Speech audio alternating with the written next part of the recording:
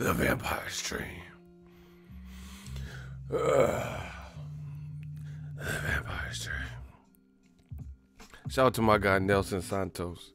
We in the building. My shooters is here. Bow, bow, bow. He said Disney War Eagle. That's a good one. I like that. He said Disney. Man, actually, them trips wore me out. Spence Garcia.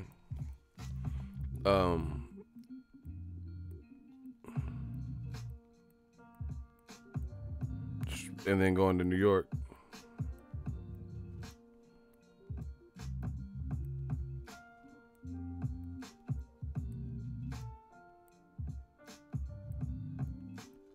The Vampire Stream. I feel like these live chats are getting like more outlandish with that. The Vampire Stream. People be coming up to me doing that shit. That shit, like, I know I started, but this should be like lightweight creepy. Like, cause I'm just like at a fight, walking through. And I don't know, you know what I'm saying? No disrespect to anybody who's a fan of the channel. But I don't know you unless we've met before. And I just be walking and people be like, Vampire Street, like popping out. That shit creepy, bro. I almost swung on a fan, bro. Y'all can't be popping out with some creepy shit like that. I know I do it, but I'm just saying, I'm dolo, you know, in my room and shit. Nah, I'm walking through the fight trying to look for interviews for y'all motherfuckers going, the Vampire Street. Oh shit. Like, boy, if you don't y'all trying to run up, huh? Nah, that should be creepy. Y'all gotta chill a little bit. Motherfucker trying to get, I thought someone was trying to get, oh shit. Oh shit. I thought someone tried to get me in the crowd. Shout out to Augusta, Georgia, man. Down south been holding me down for the longest, so I gotta show love to them. Yeah, I felt like James Tony. Why you walk up on me, dog? I don't even like you like that, dog. You know, Burger King. Oh, we having a party. No, people really be doing that. The Vampire Street. Oh shit. Like, don't do that again. That was creepy.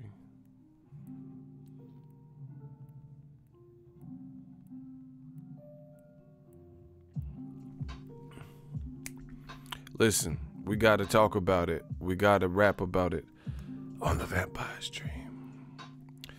Let's start with the UFC. See, listen, I told you I don't just come promoting some old bullshit that I don't believe in. Death Row East, believe in it. I told you. I am Warhol. As I stand, I am William Shakespeare in the flesh. I am Walt Disney, Google, Nike. I told you. This is Disney Ego.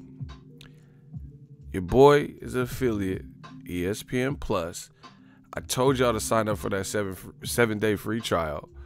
It's $4.99 after that, a month, subject to terms. I told y'all to cop that. UFC was coming on. I told y'all I was going to go watch that. I did. And Anthony Pettis versus Wonderboy, Stephen Thompson, was lit. It was good. It was like that KO was, it was nasty, people, you know. And the crazy thing is, it was a competitive fight. You know, people would probably had Wonderboy winning. You know, he was landing some good kicks. Pettis, he got heart. He got mad heart. You know, he was landing a few low kicks of his own and stuff. But Wonderboy, like, the bell rang. They meet up in the center of the cage. Wonderboy, you know, having a karate background and stuff, he just launched a kick. And the thing that was impressive about it is Wonderboy is good. He looks like a good height. He has long ass legs, does karate, and he's usually good at keeping distance and range and keeping the fight at his range. And he bloodied up Anthony Pettis, who moved up to 170. So, you know, that was his debut at welter in the UFC. And he wasn't the favorite. He was the underdog. Okay, see, my dude from the Bay Area, shout out to you. View of the Bay 510. He always be watching the boxing and the UFC. You know, when I was doing the Instagram thing, I used to see his post. But anyway, Pettis was the underdog. He was the underdog. And round 2, still competitive. Pettis, you know, he was getting backed up to the cage, and then he hopped off the cage with that Superman punch and nailed Wonderboy Thompson, and it was lights out. The first punch, he was out. And then having that fighter instinct, that killer instinct, he jumped on top of him, which was overkill. And he was like, bop, bop, and fed him 2 more on the mat. You know, Herb Dean, just, like, he had to jump in. Like, what the fuck? Like, if you look at everybody, they have a bunch of still shots. I put it in the video. I did, like, a quick post-fight video. You look at everyone's face. Daniel Cormier, who was commentating. You look at Herb Dean and everybody's face. They just like, oh, shit. Like, it was a wicked KO. That Superman punch. He hit him with that Soldier Boy. That Superman, that you. He hit him with that big Draco, that Soldier Boy. Tiger.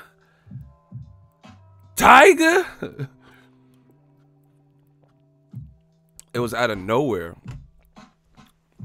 That's the thing with these fighting sports. But I told y'all, sign up for that ESPN Plus. It was a 7-day free trial. Y'all can still do it. Use my link. It helps the channel. You know, we just growing, branching out. And, you know, it was good. See, okay, listen. I'm not even trying, like, we got to talk about it because, you know, I seen a couple of weird comments, you know, the hating ass comments and shit. You know, your boy, I am Walt Disney, Google, Nike, right? So because I'm an affiliate, which you always see YouTubers, you know, partner with different people who reach out to them. You know, me personally, I'm selective on what I pick for the brand. There's a lot of opportunity. There's a company from see, I'm not going to start name dropping a bunch of shit because y'all be like, oh, whoa, or you're stupid for not doing that, blah, blah, blah. There's a company from, like, a supplement company from the UK. We'll leave it at that. They work with, you know, big people, including your boy AJ. It's Mod, you know. They reached out to me a little while ago trying to do stuff. But, you know, I got to look into certain things if I'm not familiar with it. So I don't just go with anything. I told you ESPN Plus, I personally have it. Before I was even an affiliate, I had it. I still pay for it. You know, $4.99 a month. And this is the thing.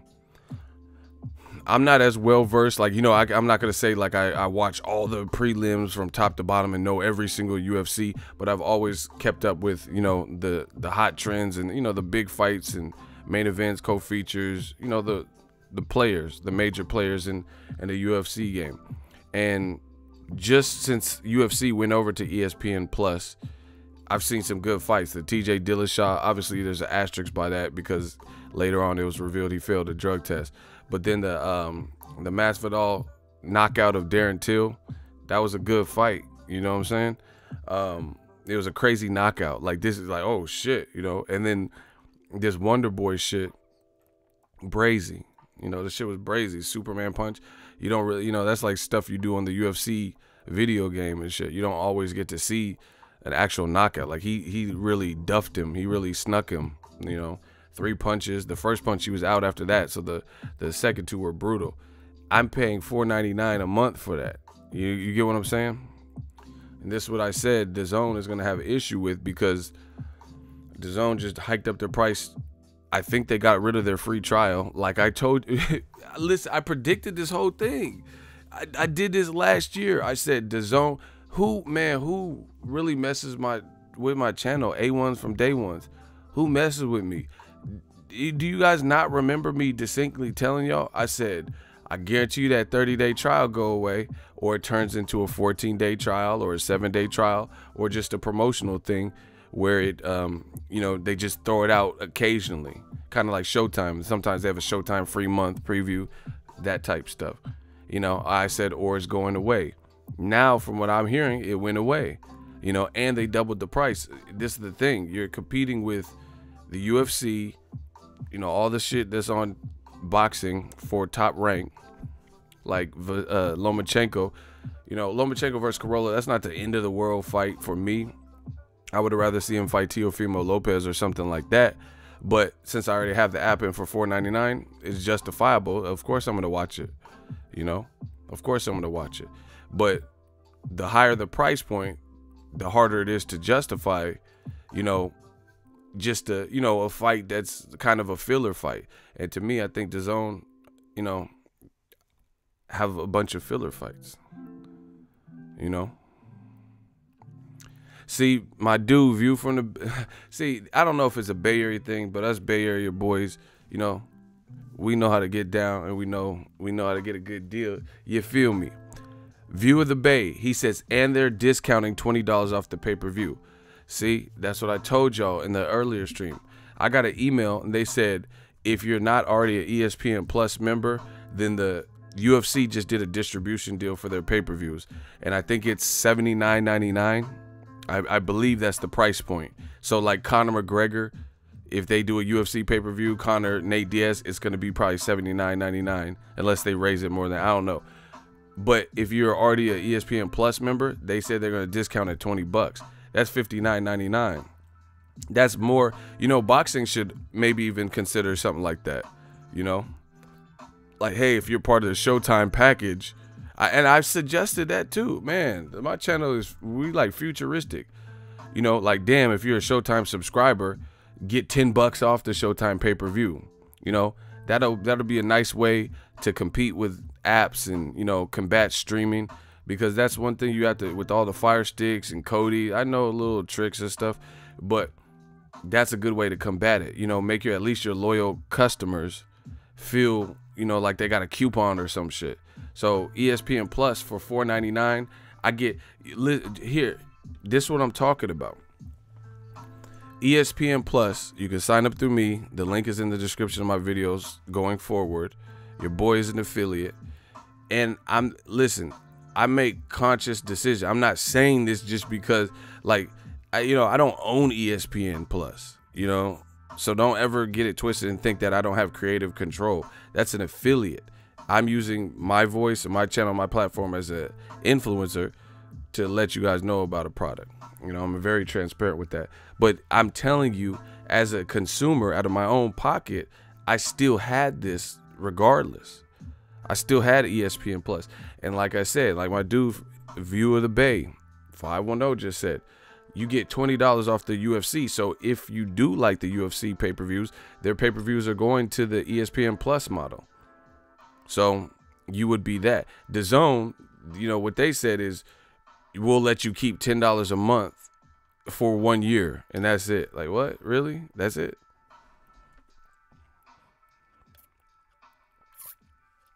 King Corleone said, bang, bang, Ego Street gang early.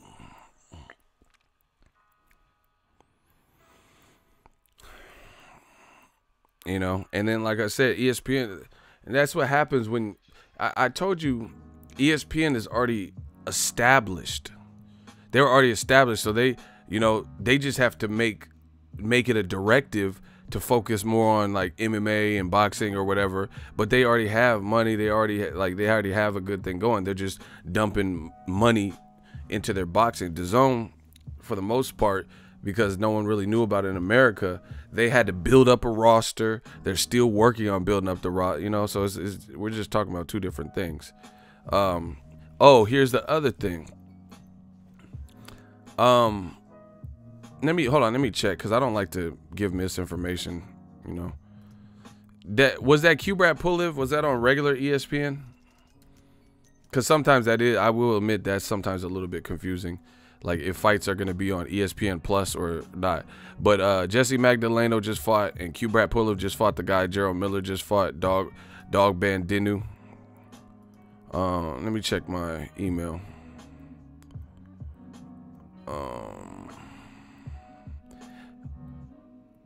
I'm not sure if it was on ESPN Plus or if that was on ESPN. See, and that's the thing. ESPN is, like I said, it's an actual channel as well. I think it was on regular ESPN, to be honest. But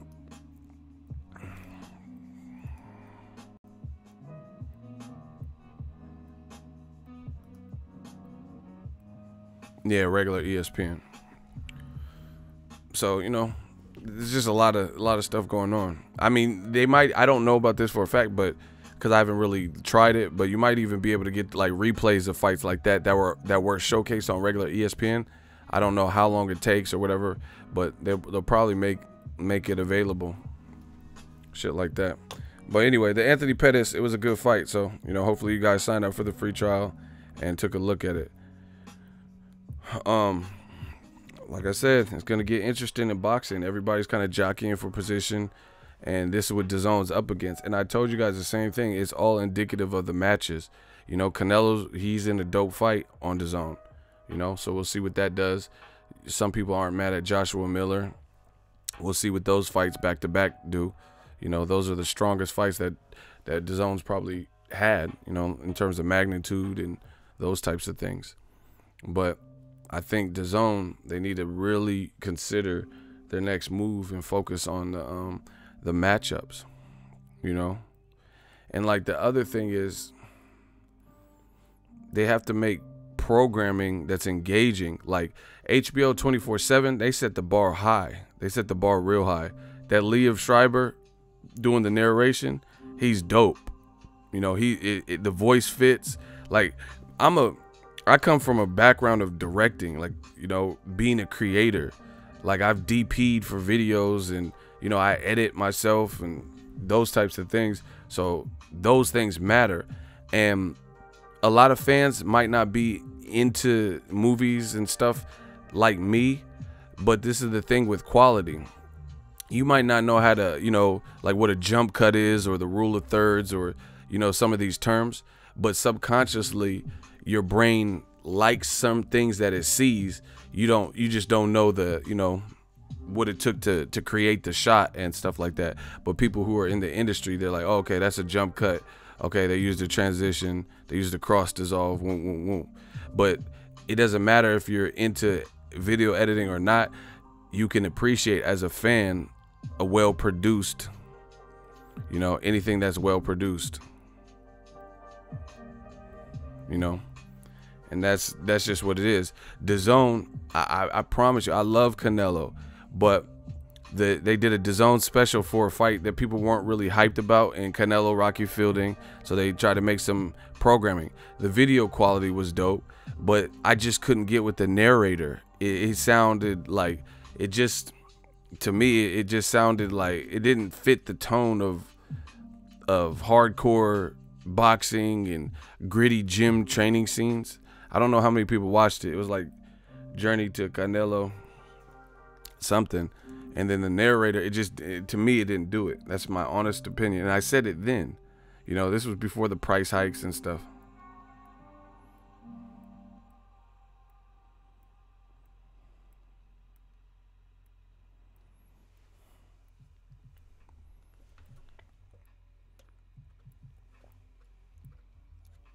Yeah, your boy Ray Donovan does the voice.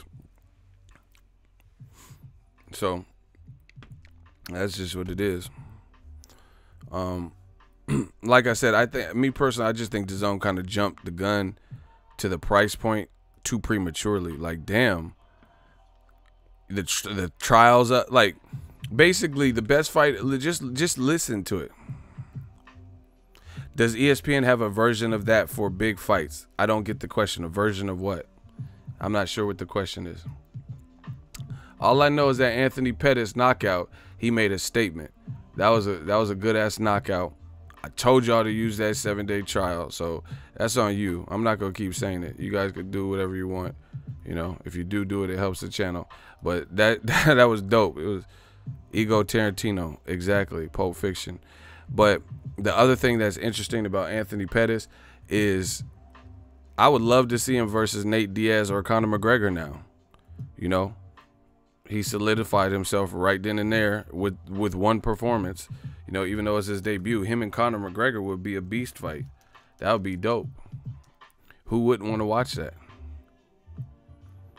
You know, Conor McGregor, I don't know what you're thinking. You know, that would be a dope ass fight to me. You know, Usman, like the one that just beat Woodley, that's something else. Nate Diaz, you know, there's a couple of different ways. Anthony Pettis got heart. He said, does ESPN have a version of that? I don't know, because they like Crawford Khan is a month away and I haven't seen anything. So I don't know what they're doing in regards to that. You know, I try to keep you guys posted, so stay tuned to the channel. If I see anything, you know, I always try to either in a live stream or make a separate video about it. I try to let y'all know. HBO really did kill the promotion side. They were good. Hell yeah. I mean, the 24/7s are legendary. Connor voice funny as fuck. Fuck the Mayweather. So it's interesting times in the game. Dazn, like I said, we gonna see. I really feel they jumped the gun with the price point by like what have you given to have the, like, to me, this is just me as a business mogul myself and a business minded person, is what have you given the fans to have the audacity to double the prices now? Like, let's say Canelo Jacobs is an instant classic and then everyone loved it. I feel like even if you did it after that, people would be like, man, that Canelo Jacobs was something, you know? So if you asked at that point and double the price, even the timing with that would be better, because you at least gave us one classic Canelo fight, you know, at the price that you came in the game raving about and constantly talking about. And see, if you knew that a price hike was, you know, in the books, depending on if you didn't meet a certain threshold, then why would you guys have put so much focus on the $9.99 in the little press conference spills that they had? Oh, pay-per-view is dead. For $9.99 you get this and that. That, to me, I wouldn't have put so much focus on pay-per-view being dead. I would have just did my thing. I wouldn't have put so much focus on $9.99 a month if I knew the $9.99 was subject to increase if we didn't hit a certain number in 8 months. You get me?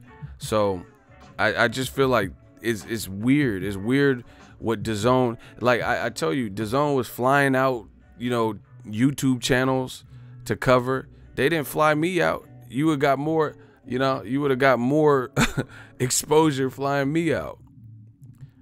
But they didn't. They flew out people who probably have less subscribers than me. This is just the reality of it, you know? So that's what I said. I would love to look at the books and see who's in charge of Dazn, you know? And it's not just me. I don't care. I could fly myself anywhere. You get me? You fly Ellie out. He got a popping channel. Like, who? You just flying out people, you know? You have to, like, that's what I'm saying. Ain't no company in America just spending money, like, and not recoup. You have to. Shout out to Naptown 317. What it do?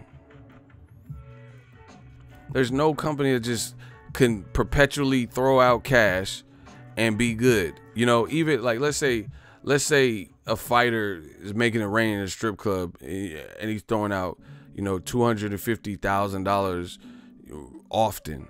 He gonna need to fight somebody then, because ain't nobody gonna just, you know, he's gonna try to get, even Floyd Mayweather be doing that. You see Floyd going on hella trips and all this stuff, and then he come back and fight Tenshin Nasukawa for $9 million.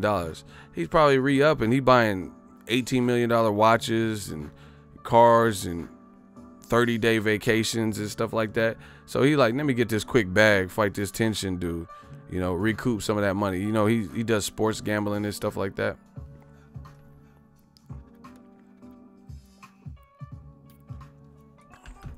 Nobody rich just like to throw out money, because if that was the case, you would just throw it out and build a college or something, you know, throw out money to a charity. But ain't nobody gonna have no business endeavor where they're just tossing out cash. So I just feel like Dazn, like I said, what's the point of flying out YouTubers and trying to hype the events, and you're not necessarily even flying out YouTubers that all have the biggest platform? So are you really, you know, the cost for flying them out, the cost for the hotels, airline fare, airfare, shit like that, are you getting your money's worth? Is your events getting enough exposure through you know, whatever YouTube channel, depending on how much of a subscriber base that they have. And the other thing is with the boxing public, right? Hey, my dude King Corleone, you can tell he a battle rapper. He don't take shit. Yeah, I seen Lee Selby's brother. Oh, I didn't see, I heard. Lee Selby's brother got stopped in Mexico. Shout out to Mexico. They got some killers out there. Shout out to Mexico. You know, I heard Andrew Selby had discipline issues and didn't really care to box. So well, that's what happens. You're not going to Mexico. If you don't want to be there, then someone's going to remind you that you shouldn't have been there. If you have discipline issues and don't want to train hard, you know, Mexico is not the spot to go and try to fight somebody, because different people fight for different reasons. Or not even just Mexico, anywhere. You know what I'm saying? This ain't, you can't have 1 foot out, 1 foot in. Like, oh, I don't really like boxing. Yeah, you're really not going to like it after you fight the wrong person. But anyway, that's that. My dude King Corleone, the fool, he said they flying out people who gonna ask them softball ass questions. Exactly. That's why they didn't fly me out, you know. But who cares? You gotta swallow your pride. My channel bigger than people you flew out. So how that makes sense? You know what I'm saying? I'm a professional. I'll cover anybody's event and do my best job. You know, I got a nice ass camera, so you know it don't hurt me if I don't go.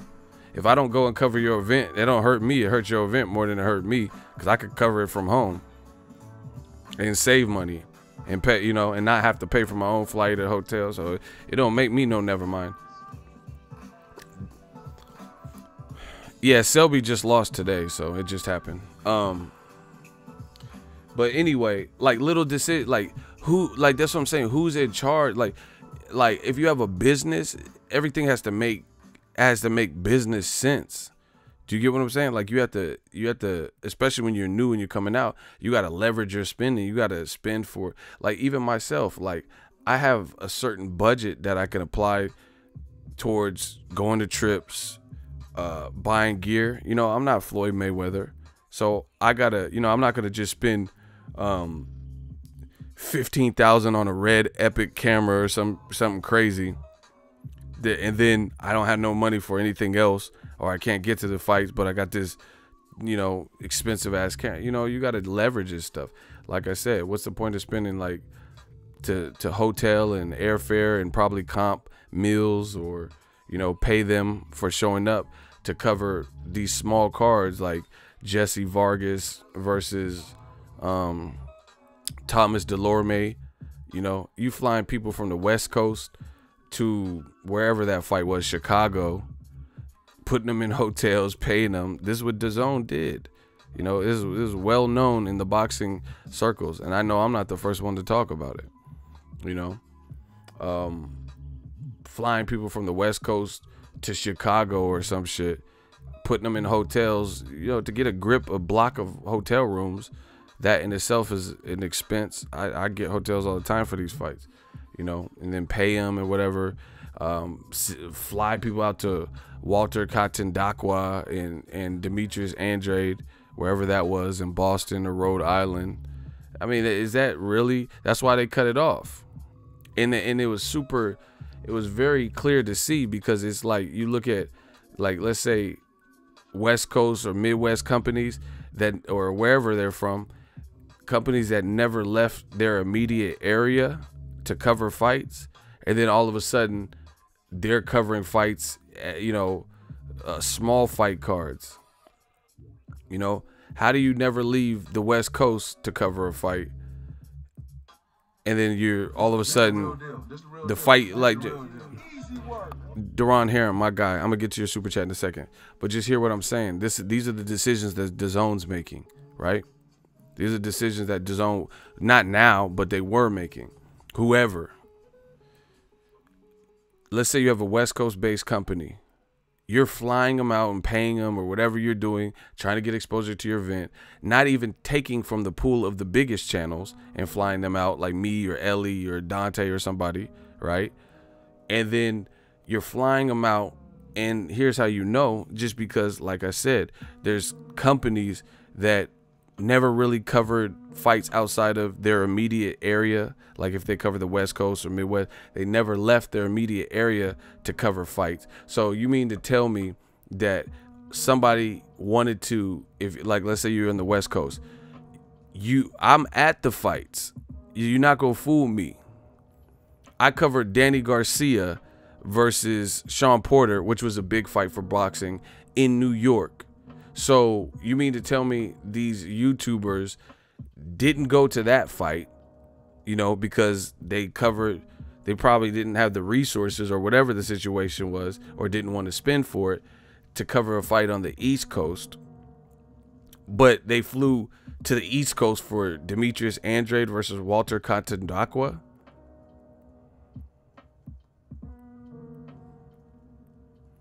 Like, come on, we know what that is. That's how you know people, they were paying people to do it. Just like I believe they pay for ratings on iTunes or whatever, you know, the Apple store.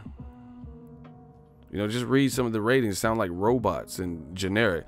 Dazn serves all of my needs. I love Dazn. This is great for boxing. Like, come on, you're not, who you fooling, bro?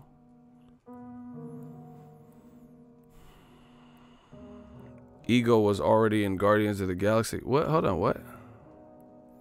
Ego, you're an affiliate of ESPN Plus, which is owned by Disney, and they own Marvel. So will we see you in the next Avengers soon? Hey, y'all wildin', bro. Yeah, I want to, actually, the movie, I want to be in Bad Boys 3. I want them to send me out to Bad Boys 3 with Will Smith and Martin. They filming that in, like, Atlanta. I want to go to that. I want to be a bit role. That would be a bucket list. That'll be a bucket list accomplished, meeting Will Smith and shit like that. But yeah, so like I said, DAZN flying out people from the West Coast to promote East Coast fights or Chicago or wherever, and it's so apparent because, like I said, if you're like, I do this for a living, I did this from the mud. I don't have anybody paying for my fights. I don't have anyone paying for my flights. I don't have anyone paying for my hotels, which is fine. You know, this is a tax write-off. It's okay. This is a business. I'd rather do things for myself than, you know, have somebody pay for me and then, you know, force me to, like, I'm all good with the code of ethics and acting professional. That's never been a problem for me. I'm always professional. You know, I can talk to anybody. I do believe that.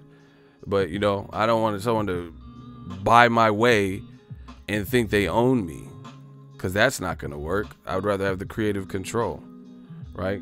And like I said, you have people who never left the West Coast to cover fights, all of a sudden going out to Chicago to cover Thomas Delorme versus Jesse Vargas, but they didn't go out to the East Coast for Danny Garcia versus Sean Porter, stuff like that. They were getting paid. So DAZN, like I said, I don't understand the spending practices. You have to get something back for what you are doing in this business.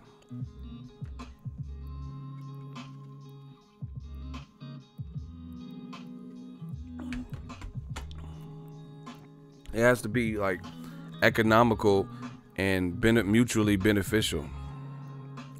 Shout out to Daniel Vasquez. He says, Boxingego, you're my favorite boxing channel. I've been watching you since you start, bro. I appreciate that, most definitely. Shout out to King Corleone for taking out the trash, you know. So, like I said, these spending habits, DAZN, I feel like they put themselves in the red. They put themselves in the red, and now they have to like claw their way out, and now they're leaning on the public really prematurely to help by doubling up the cost, you know, doubling up the price.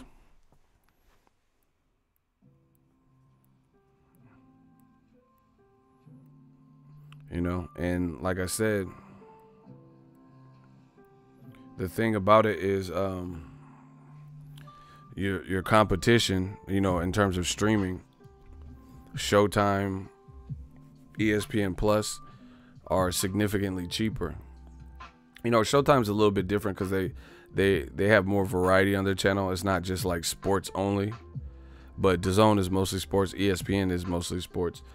ESPN Plus, I'm an affiliate. You can, use the link below. Help the channel. I'm gonna keep saying it. $4.99 a month versus the new price point of DAZN, which is $19.99. Even the old price point is $5 more. And like I said, it's more imperative that DAZN stop with the filler matches and try to get some of these like cracking fights, whether they have to work with other promoters or do whatever they have to do. You get what I'm saying? Like, I really firmly believe Gennady, hey, now guys, Golovkin versus Andre would be a terrific start, but they're talking about putting Golovkin in there with Willie Lump Lump or whoever. Same thing. I mean, actually, ESPN's doing that too with Tyson Fury, but like I said, ESPN at the very least, they're at least established already. And Tyson Fury, ESPN has a bigger stable. Because they have UFC, which is the biggest MMA brand. And then they have Top Rank, which has a lot of, the Teofimos, the Crawfords, the Lomachenkos, Shakur Stevenson, Mick Connellan. They do a good job of marketing. Gabe Flores Jr. They got a lot of people they can, Jose Ramirez. They have a lot of people who, Top Rank, they just market people well. Like Top Rank got bread because they know. Bob Arum is fucking smart, y'all. Like, I don't always agree with what Arum says, but he's smart. Here's why. I'm trying to tell you from what I know. I'm trying to give you all the game. Bob Arum has people that know, and like he sometimes works with other smaller promoters, and Top Rank gets the credit, stuff like that. It's kind of like Dr. Dre. Dr. Dre, they said later in his career, Mailman or whoever, different people would make the beats, or start the beats, and then he would put his final finishing touches on it, and then it's a Dre beat. Or Scott Storch would be in there playing the piano and, cooking up the melody for the beat, and then Dre would adjust some strings, enhance the drums or, whatever. I'm not a producer, and then he would get credit for the song. So Top Rank is smart because they know the landscape of American boxing. I've been to, before Crawford. Crawford's bigger than he's ever been probably now, but I've been to Crawford. I went to Crawford Ray Beltran. I was a credentialed media member, covered that fight. It was at the CenturyLink Center. Actually, it's not called that anymore. It's called like the Chi or Chi Health Center or some shit. Just like how StubHub changed its name, right? And the Crawford shit was lit. Like the crowd, it was pretty thick. It was thick. I went to Crawford Jose Benavidez, and the crowd was thick. You know what I'm saying? They had a hell of people there because they know there's not, no disrespect, but there's not much going on in Omaha. You get what I'm saying? So they come out for the Omaha champ, Terrence Crawford, Nebraska. I'm not saying there's not some pubs and little bars and stuff you can go to, but I'm just saying they wait for big fights or big concerts and stuff in places like that. Bob Arum knows this. Same thing out here. I'm in Northern California. Fresno's 3 hours away from me. In Fresno, Jose Ramirez sells. They know that. There's a lot of Mexican people. He's Mexican in Fresno, so he packs out a good show. I'm talking about like, I don't know the exact numbers, 12 to 15,000 at the Save Mart Center. So it's lit. And he's not even like, it's not like he fought Maurice Hooker or Regis Prograis. I'm talking about he's fighting Zapata and shit. And it's still packed. Top Rank knows this shit. Eddie Hearns, DAZN got with a person, a motherfucker who not from America, who doesn't know the American landscape as much as he maybe thinks. Just because you come out here doesn't make you American, and that doesn't mean you, like, you know what I'm saying? Like, I'm talking about like Eddie Hearn. I don't know if he has property in America. I mean, I don't really care either, but what I'm saying is like, you could visit or be here on business trips and stuff, but that doesn't mean you fully grasp Americans in the American market, and it's apparent that Eddie Hearns doesn't all the way grasp it because he hasn't locked in, you know, a lot of the top American talent names, like guys who are ready made for pay-per-view in a fight or two, or you could put their next fight in pay-per-view.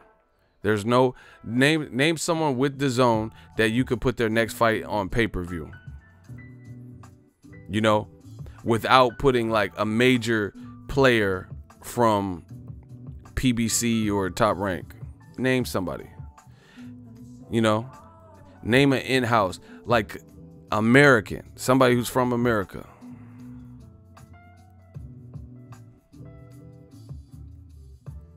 Let me know.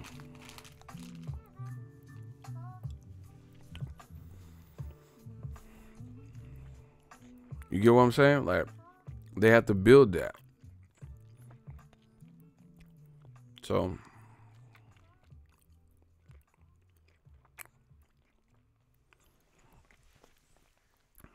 yeah, we on the vampire stream. Make sure y'all smash the like button. Y'all been sleeping.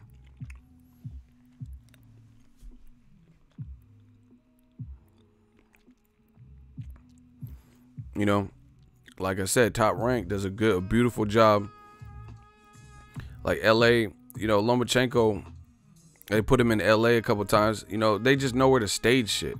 You know, there's a good amount of Ukrainians, I would say, in New York, so they put him in New York sometimes. You know, like you look at even Top Rank doesn't have an Al Heyman type stable, but for Crawford Khan, they putting Shakur Stevenson on there, Teofimo Lopez on there, because he's been a hit when he's been going to New York. So they stage stuff like that. Like, I'm not trying. Shout out to Deron Heron. He said $5 super chat just because I'm drunk as fuck. Signing off. Hashtag new media. Dazn trying to rob my gas money. Fuck Dazn. How you gonna say that but drop 5? Hey, you wildin', Deron. That's hella funny. Like, I'm not even, man. I told you from the jump, Dazn need to hire your boy. You know, they should have hired me. But now I'm Disney ego. But okay, here's what I'm saying. Do you know, like, Al Heyman, Top Rank? I feel like a lot of their cards, and this shows you that they know the American infrastructure maybe a bit better. Right? Those cards, to me, I feel like this is weird. This is hard to say. This is hard to express what I'm saying, but I'm gonna try. Okay, have you guys ever listened to a CD and let's say it has 12 tracks and you could just play it straight through, and the order of the songs is perfect? Like, let's say it's a Michael Jackson album, because I love Michael, right? And he'll hit you with a fast up tempo song, right? Boom, boom. Oh shit, that was dope. Then he'll take it down a notch to something else, you know, about a chick. And then he really slow it down, like towards the end of the album. And you just feel, you hear the music, and you hear not only the songs, but the order of the songs, and it just flows. Does that make sense to you guys? Where you just listen to an album and you're like, that's a good flow. Like, you know, you got the little, you know, Jay-Z Blueprint, another one. You know, the beginning of the album, he had a little intro. You know, he had the girls, I do adore. And then you start getting to the midpoints, and you start here. First the fat boys break up. Hey, I wake up. Somebody got some problem with hoe, you know. And then you get to other, oh, I need a new chick, yeah. A new kid, yeah. Got those. And it just flows. But I gotta make the song cry. I can't see him coming down my eye, but I gotta make the song cry. Good dude, you know I love you like cook food. Even though it gotta move like a crook move. You know, and it just flows, right? Dazn cards, a lot of times, to me, it doesn't really seem like there's a flow to it at all. Like, it's almost like chaotic. Like, it doesn't feel like there's any level of, It's hard to explain. And I think like Top Rank does a really good job of it, and I think Al Heyman does too, where they put it like the fights. This sounds weird, but it almost like the fights go together. They like if you're in the restaurant industry, right? This is constructive criticism. If you're in the restaurant industry and you go to a fancy restaurant that serves wine, expensive wine and stuff, you know, a lot of times you say, hey, what goes good with this fish? You know, the fish of the day, soup of the day. They can recommend wines that are paired with the meal you're getting. You know, the pasta, you'd be like, oh, you should try this white wine. You should try this Sauvignon Blanc, blah, blah, blah. And they'll tell you what wines to pair with that. Some even tell you on the menu. Dazn, I don't feel like it has that, like, continuity or that flow. Like, their cards just, like, okay, main event, Gerald Big Baby Miller versus Dogban Dinu, Bogdad Dinu, you know, Papa Pump, whatever his name is, you know, him. And then Brandon Rios versus Canelo's brother, you know, Clarissa Shields versus Hannah Rankin, you know, Gabe Rosado versus Luis Cuba Adi. Like, to me, it's just like these card, you know, the card doesn't really feel like there's, it's like I said, it's kind of hard to explain. I don't know if some of you guys get it. It just seems like there's no flow to a card. Like, it has like no, it just has no flow to it. Like, okay, even Floyd Mayweather, he's smart. On Cinco de Mayo weekend, he put Abner Mares versus Daniel Ponce de Leon at that time. Abner was moving up in weight, and he put that on. And he was fighting Robert Guerrero. So you have a Mexican-American holiday. You have Floyd in the main event versus a Mexican-American. Then you have another Mexican-American out of L.A., you know, fighting in Vegas. I think the fight happened in Vegas. Yeah, all Floyd's fights are Vegas. Versus a guy from Mexico, Daniel Ponce de Leon. So it kind of flowed. Dazn, like I said, it seems like all over the place. You know, it'll be like this guy, and then just a random fight. Like, it doesn't feel like there's a flow. Like I said, it's kind of hard to explain. I could probably explain it a lot better if I had the actual card, so you guys could see from top to bottom. But it doesn't. It's like they're not pairing cards. It's like they're just throwing a card. It's just they're throwing whatever card, whatever fighters they have onto a card. Does that make sense? I'm also trying to say it all nice and peaceful. That's what it feels like. It's like they have all the fighters. They just bow, you know. All right, Daniel Roman, you're up versus so and so, and it doesn't really feel like there's like a flow. Like, you look at, like I said, Top Rank.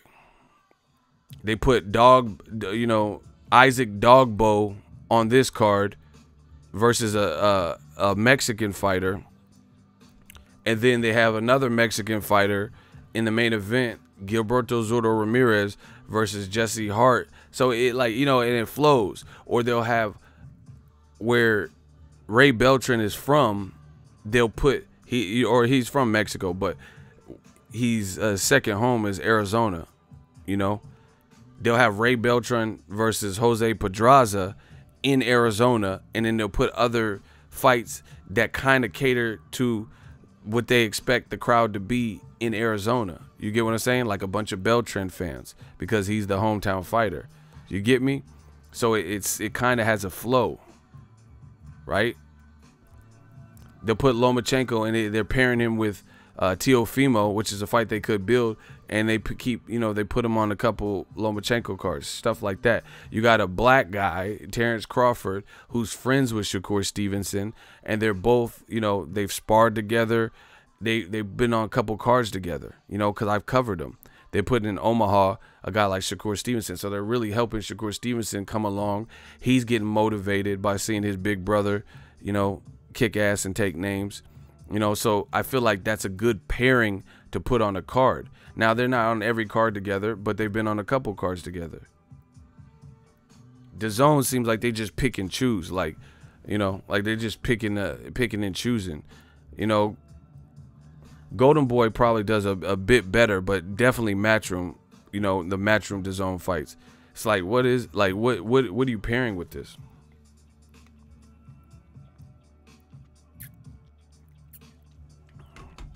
And they have to understand that's part of it, because you got to look at it. People pay for main events, obviously, but you don't want, like, put it this way.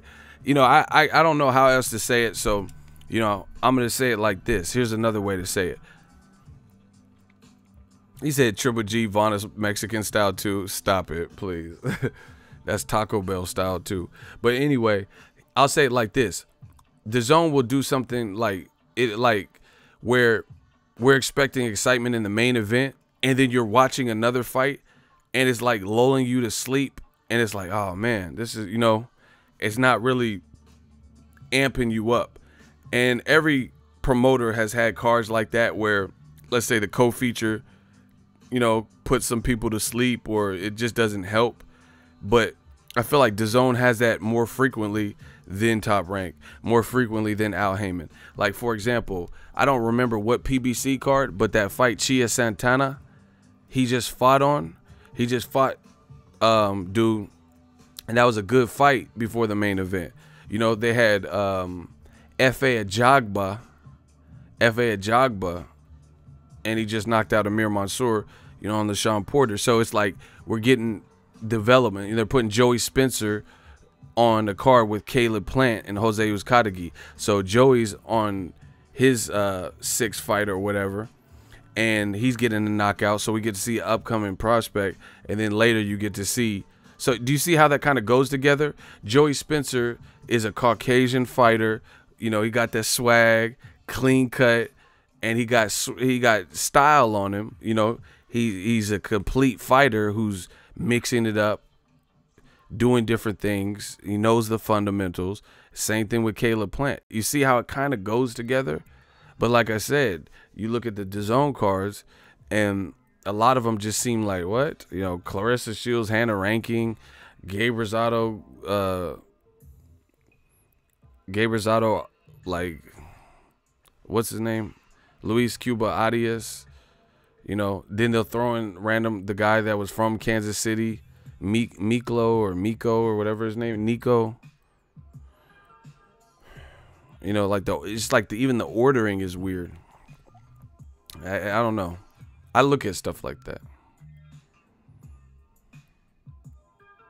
You don't know what swag means? What? Whatever, bro. I'm not gonna argue with you. You start on your channel. You talk about boxing how you want to talk. You know. Remember Joey Spencer beat that hillbilly. Where was he from? Y'all keep calling him a hillbilly.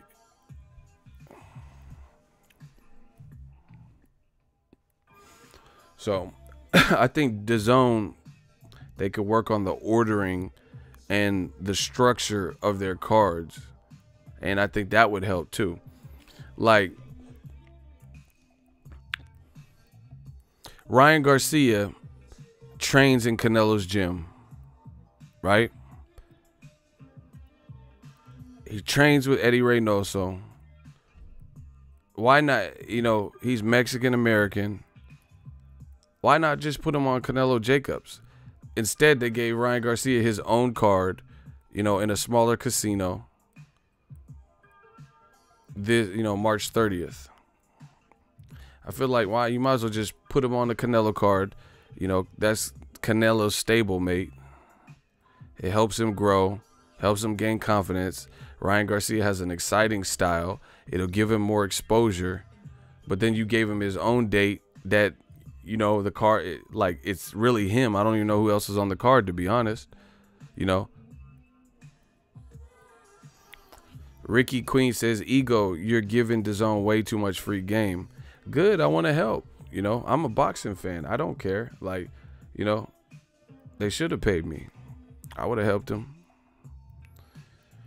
But like I said, like, now, okay, so now people have this Ryan Garcia versus Jose Lopez, and that's a standalone fight. Like, that's a standalone, its own card. I think, me personally, if I was the matchmaker, I would have put him. He said Ryan versus Rolly. Hey, you tripping, bro. You know, if it was me, I would have just, you know, especially since Ryan was having a kid and all that. He had a kid, and now he gonna fight on his own card like days later. I just would have put him on the Canelo card, you know, because I'm pretty sure behind the scenes the people that Golden Boy or whatever knew he was about to have a kid. You know, I would have put Ryan Garcia on the Canelo card. Same train. Robert Garcia is a G. This motherfucker got 18 fighters on the fight cards. He was in Texas. He came out to fight, you know, for his fighters before Mikey, his brother, came out. He was working the corners of the other people who happened to be on the card. Then he would go back, you know, spend some time with Mikey, and then start getting his hands wrapped and warming him up. Then the next day, Robert Garcia, this how much an animal he is. Then the next day, he had a you know, a fight on the card with Mick Connellan for St. Patty's Day. He flew to New York and went and worked the corner. This man is working. So, you know, Eddie Reynoso, Chepo, and all that, they could work Ryan Garcia's corner early like they did, you know. And you just did this. You just put Ryan Garcia on the Canelo Fielding card.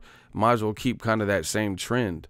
You get what I'm saying? Instead of like trying to fill up a day. See, this is the other thing. I am giving Dazn free game. You know, I want to help. Dazn has like a certain quota, like stats that they're releasing to the public.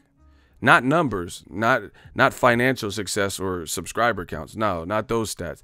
But they're releasing stats in the form of like, you know, $100 for 100 nights of fights. So it really feels like some of these fight cards are to satisfy a quota. You know, like Ryan Garcia versus Jose Lopez. You know, it's just like you're putting that on just so you could say I put on 100 fights. You know, but I think the fans would care more about, you know, take 25 of them fight cards out of there and have 75 fights and improve the quality of each, you know, each card. Like, nobody cares about is quality over quantity. Nobody cares about 100 fights just because it's 100 fights. People care about the amount of fight nights that they want to see. Does that make sense to you guys?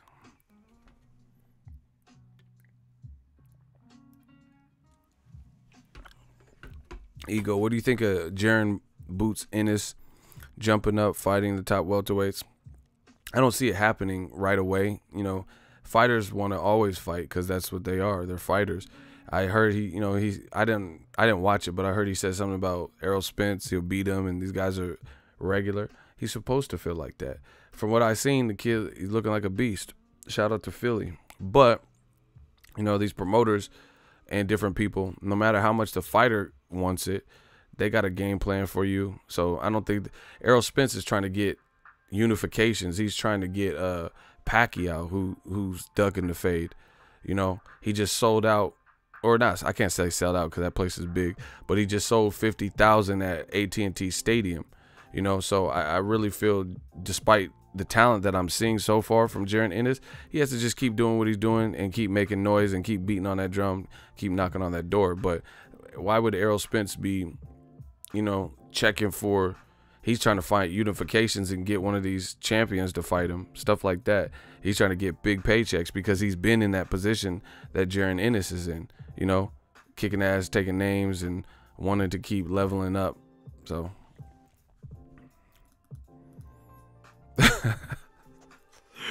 my dude is crazy. View of the Bay, he said that shit better come with a suck and fuck me for $100. Wow. I don't know where they got that price point, why they thought, like, you got to look at this. Hold on, we got to get to this super chat. RNV, $2 super chat, thank you. When you going to do Border War, I see you in the box.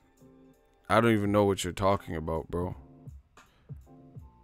So, you see me in a box. Are you trying to get me sent to prison? What are you talking about, bro? Y'all be paying to say some stupid ass shit. That motherfucker said he want to see me locked up. What? Get out of here. Castillo Clayton, I don't know. I haven't seen him like enough, you know. Listen, he's ranked high with, I think, the IBF, but this is the thing. I don't care about rankings. I don't care about, you know, hype. People, time is the ultimate teller, you know. There's so many people that you guys, old media especially, rave about, and then they step up in competition and get smacked. So my thing, and this is not going to change because I've been watching boxing too long. I hear about a name, I check for him, I show him love, show him respect. Like, oh, okay, I'll watch out for you. But I'm not going to go on like and say, oh, this dude is the next, unless I personally start seeing like qualities in that man or woman where I'm like, "Doe, this dude, you know, this is next up." I don't listen.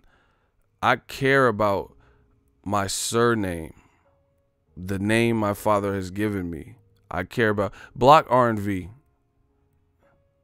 Block R&V. This motherfucker talking about Ego versus Ness. I just seen him in New York. You know, Ness is cool. What you talking about, Ego versus? You guys get a life, really.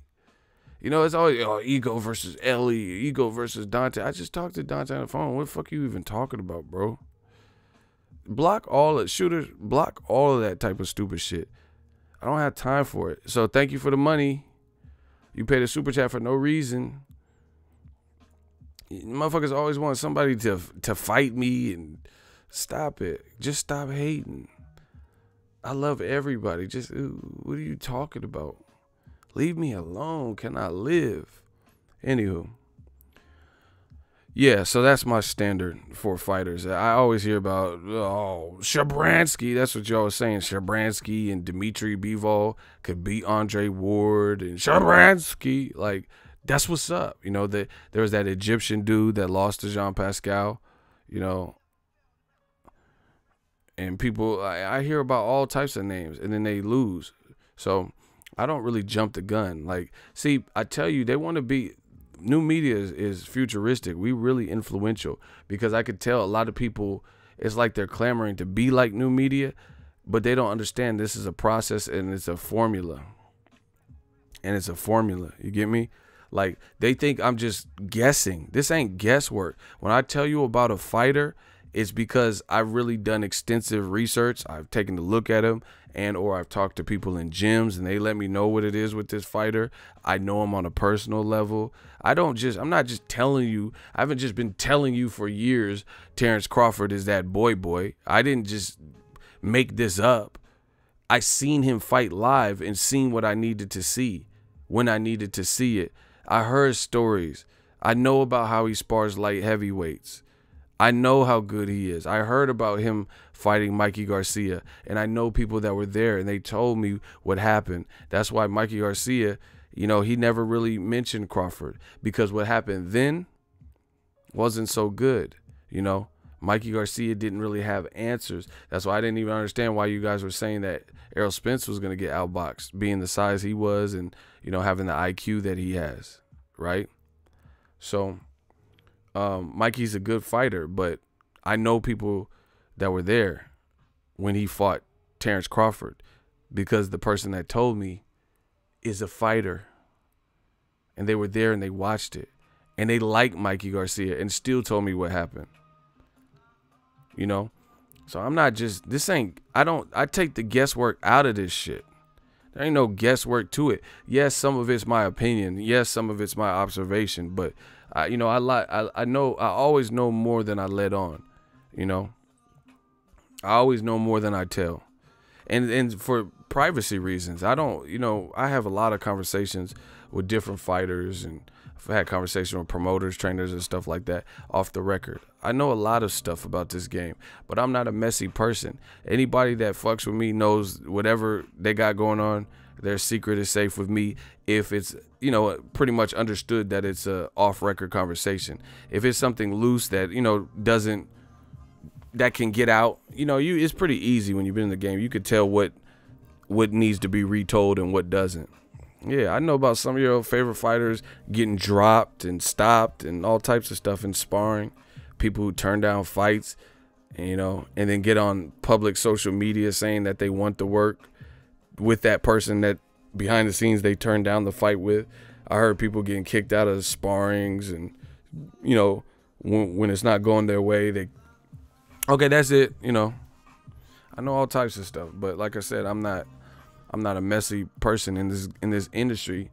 It's a dirty game, you know, and there's a code of ethics. That's why people fuck with me, because they know I'm good for it. Not a smart pick for Mikey. I don't know why. And see, this is the thing. Some fights are hard for me to get. I rate Mikey. I respect Mikey. I like Mikey. I always said that.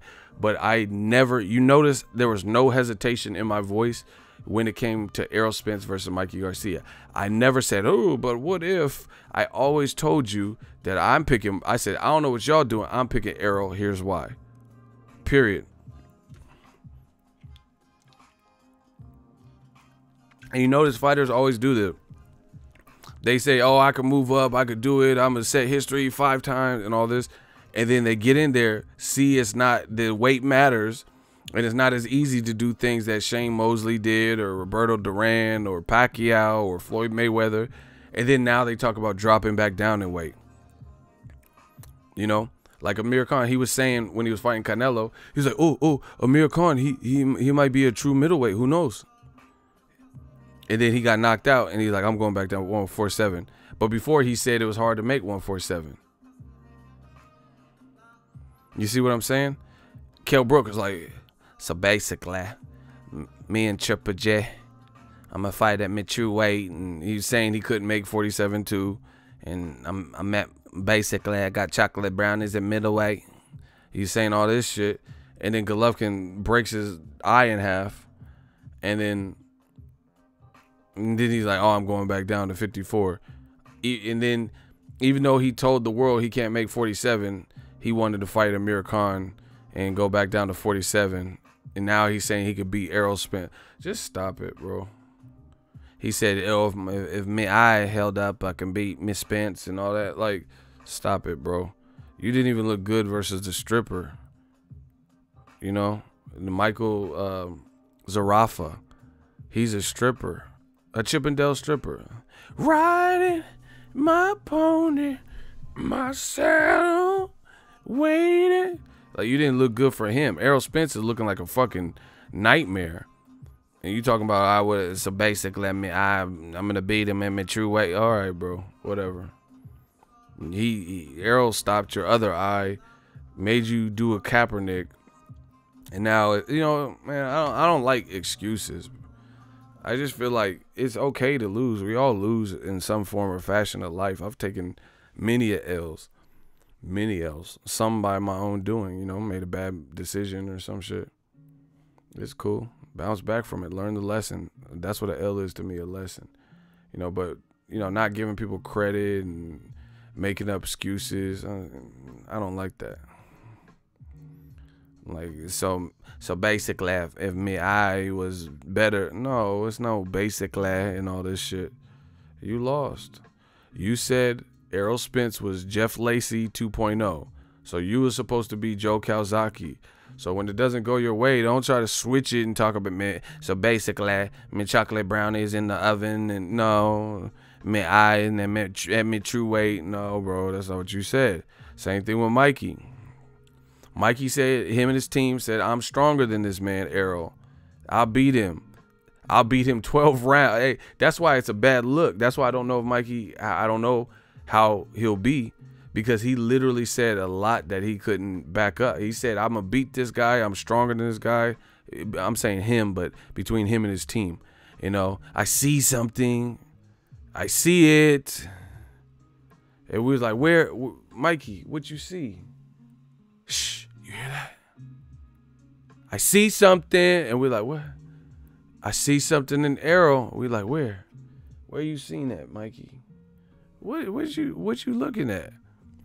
This man sent us on a wild goose chase. I'm still looking for whatever he's seen. You had glaucoma or something, because I didn't see whatever you was talking about at any point in this buildup. You know, Mikey's a terrific fighter. You know, he might have had like sleep in his eye. You know, you wake up, you have like sleep in your eye a little bit. You know, I don't know, but I see it.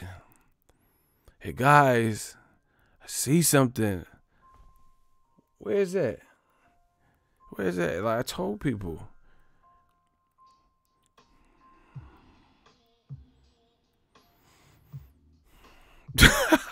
He said Errol is savage for eating brownies after beating Brooke. Errol, I like Errol because he petty. I like that. I like anybody who's petty. We be on that petty Hearns. That motherfucker was eating. He's like, man, damn, that brownie good. Like, hey, bro, you doing too much. He really was eating the fuck out of that brownie. That shit was so petty. I loved it. That was good. It was good. Dazn is going to kill Fox and Showtime price war. Block him. Listen, these little dumb drive-by comments trying to lure me into, I'm smarter than you, guy.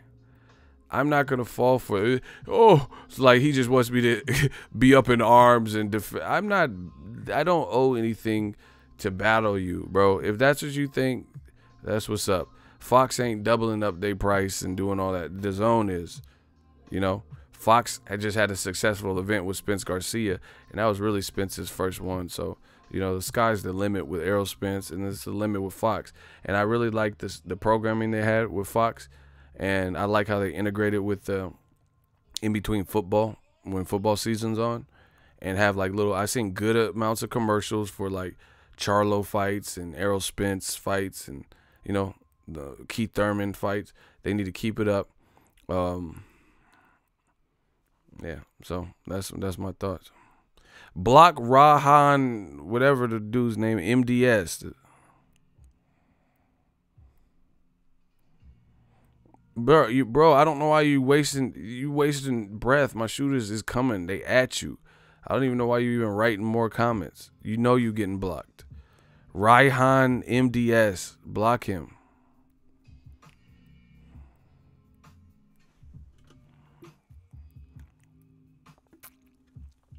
I told you, old media, leave us alone. Your opinion is no longer valid. Is no longer. Y'all got to start winning if you want to have conversation with Ego's Army, new media. You guys aren't winning. Like I said, we on some Lindsay Lohan Mean Girl shit. You can't sit with us. We don't care what you talk about.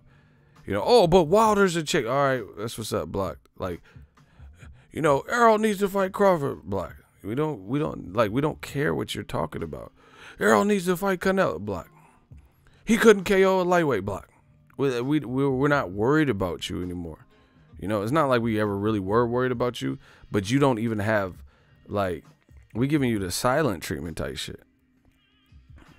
You know, occasionally for shits and giggles, we still do the hot seats and stuff, but, you know, they're not talking about anything. So why should they ruin our party? We've been on point, you know, getting the information across. I'm doing my best to try to, you know, entertain and give you guys footage. So that's what we worried about.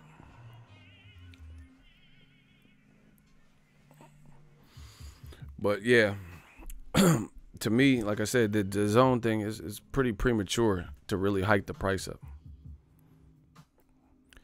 My man said he sent us on a wild goose chase. He did. He had the world believe, and that's what confidence can do. You know, confidence can, you know, like if you hear Tekashi 6ix9ine talk, you know, and what he was saying some real gangster shit, you know, so people are like, oh shit, he really built like this. That's what some people, just based off the image and like how he was conveying, hey, stupid, try, you know, and like banging and stuff like that. They're like, oh, he really about that. And then when shit got real, you know, then you see the decisions that were made as a consequence, as a result. So, you know, confidence sells. People like it. They did it with Conor McGregor and Floyd Mayweather. Conor sound confident as hell. He said he's going to dribble Mayweather's skull like a basketball and all this shit. And they like that, you know. Same thing with Mikey. He's, I see something. I'm going to beat him every round. I'm stronger than him. I know it. Yeah, he's good, but he's not better than me, though. He kind of showed that he is better than you. You know, he beat you every round. That was the worst. I'm telling you, this is worse than a knockout for Mikey because it was demoralizing. If Mikey Garcia just got knocked out, that's easy. Like all you have to do is repair mostly physically. You bit off more than you could chew. You could easily say, oh shit, the motherfucker's strong and he was bigger than me. but you got demoralized instead. That is worse for a therapeutic, methodical fighter and a thinking man's fighter like Mikey Garcia, because it makes you potentially have doubts in your ability to pull the trigger, you know, your skill set. Like, goddamn, like, how was I getting at jab? Like, that leaves doubts. You get what I'm saying? Versus if he would have just got knocked out, he could have just been like, oh, motherfucker caught me. He was bigger. What Errol did was punish you for 12 rounds.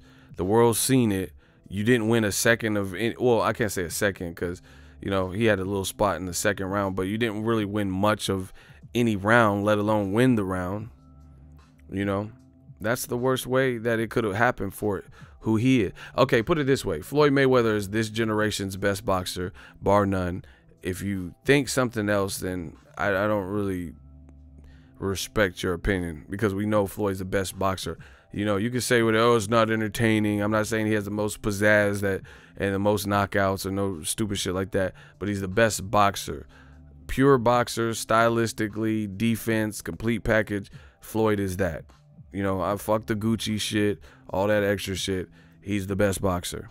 He might even be the best boxer of all time in terms of a boxing skill set, in terms of the ability to, you know, read offenses and have an impeccable defense and then shoot off his own offense.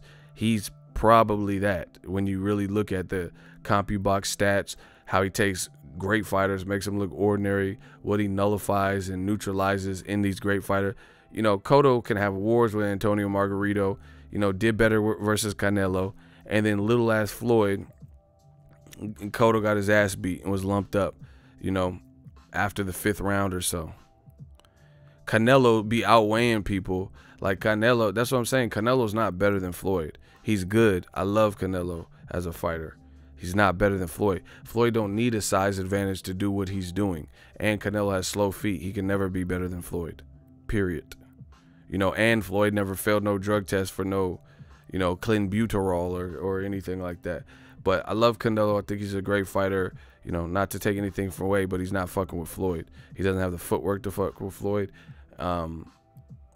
They have about the same amount of fights, and Floyd has a better resume, better, more dominant wins. Canelo, again, is good, but Canelo doesn't have, like, some of his wins, there's not, like, wild separation, you know? Floyd has fought any style you name it. Like the Golovkin, imagine if Golovkin was at 147. Imagine that. Golovkin would get chopped the fuck up. They're naturally, you know, if Golovkin's just a little bit bigger but was fighting at that weight category, you know, I think Sergio Martinez would be a tougher fight for Floyd Mayweather than Triple G if they were naturally similar size or at the, you know, at the same weight category. Golovkin would get embarrassed, like in a major way, by Floyd Mayweather. He would probably even lose at 154 because I think he would be a little bit, I think he'd be weakened. I think he would be a bit drained, you know. And Floyd's speed would, he couldn't even fuck with, Canelo has slow feet and he couldn't fuck with Canelo's speed.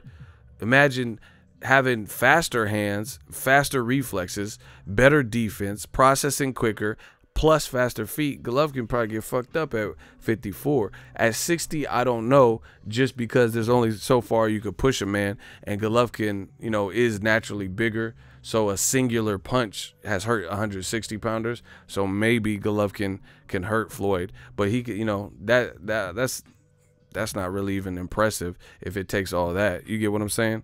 Like, so you can make 1,000 mistakes, but just because you have a size, like a mad size advantage, you know. And I don't even know if he would beat Floyd at 60. To be honest, I don't, you know. But none of that's happening, so I'm not going to spend too much time. But anyway, Floyd's this generation's best boxer. It is what it is. No, that's what I'm saying. Yeah, Floyd might beat Golovkin at 60. Golovkin would be way slower. You know, Floyd would just outbox him. You know, he wouldn't be like, he would get in and get out, do his shit, do it, you know, take his little spots. And if Golovkin started like closing it, Golovkin's slow, you know.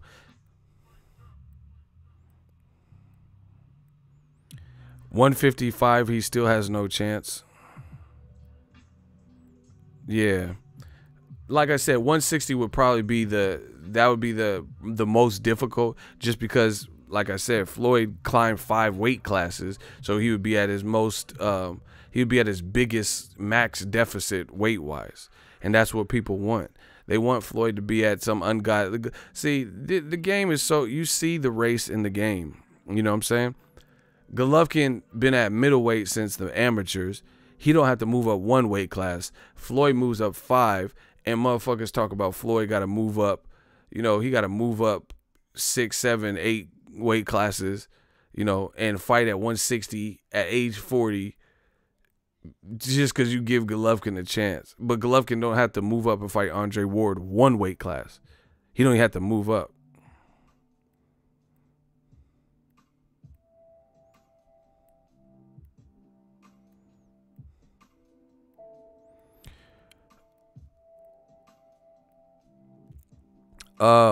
Rocky. Just tell him to hit me up on Twitter. I know who you're talking about. I know the person. Tell him to send me his channel name. Rocky. Tell him to send me my channel name. See, listen, I'm trying to tell you guys, new media, we killing the game. There's a lot of resistance, a lot of people mad because they've been wrong. They get all their fight predictions wrong. Their accounts are drying up. The YouTube views is slowing up for them. It's not going so well for them. So I'm just telling you guys, if you guys come in leaving like aggressive, crazy comments with no, not being directed at anybody, it gets misconstrued, and then people end up getting hit with friendly fire. Look, like K Tucker, that's what I'm talking about. Bias, hate, ego. See? Not even a full sentence, just bias, hate, ego. K Tucker could get clapped.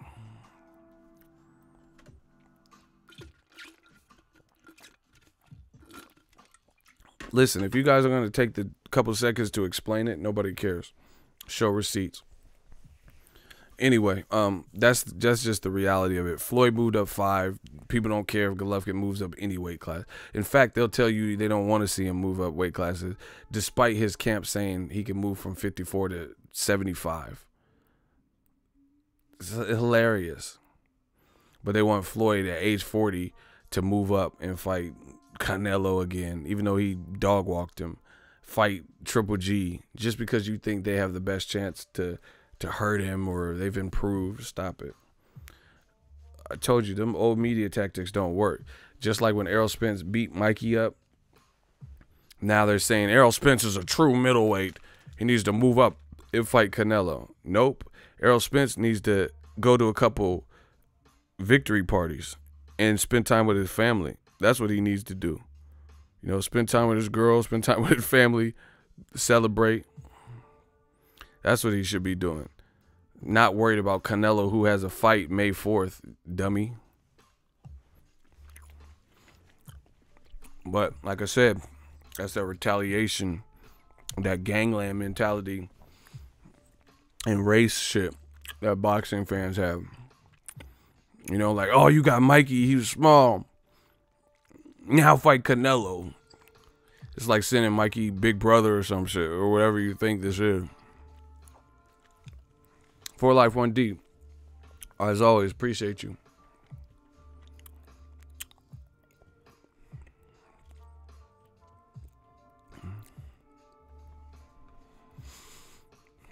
The Vampire Stream.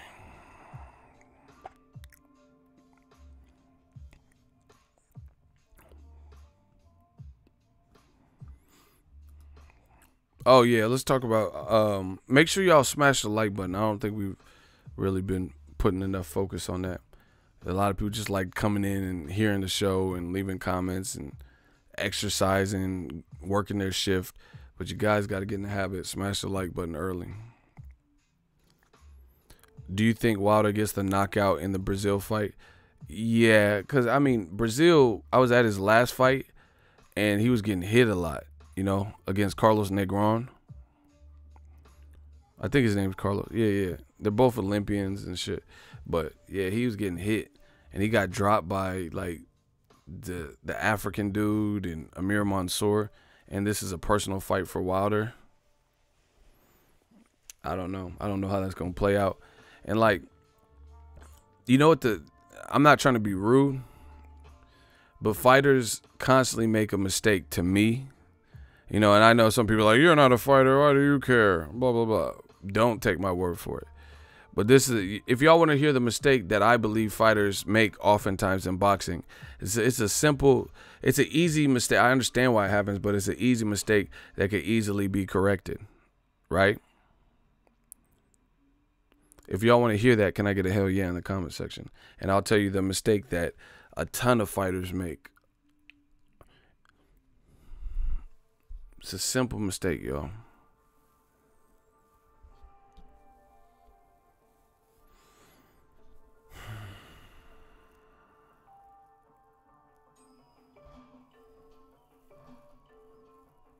He was getting hit with every right thrown. Yeah, and that's Wilder. You don't want to keep getting hit with Wilder rights. You fucking be paralyzed or some shit.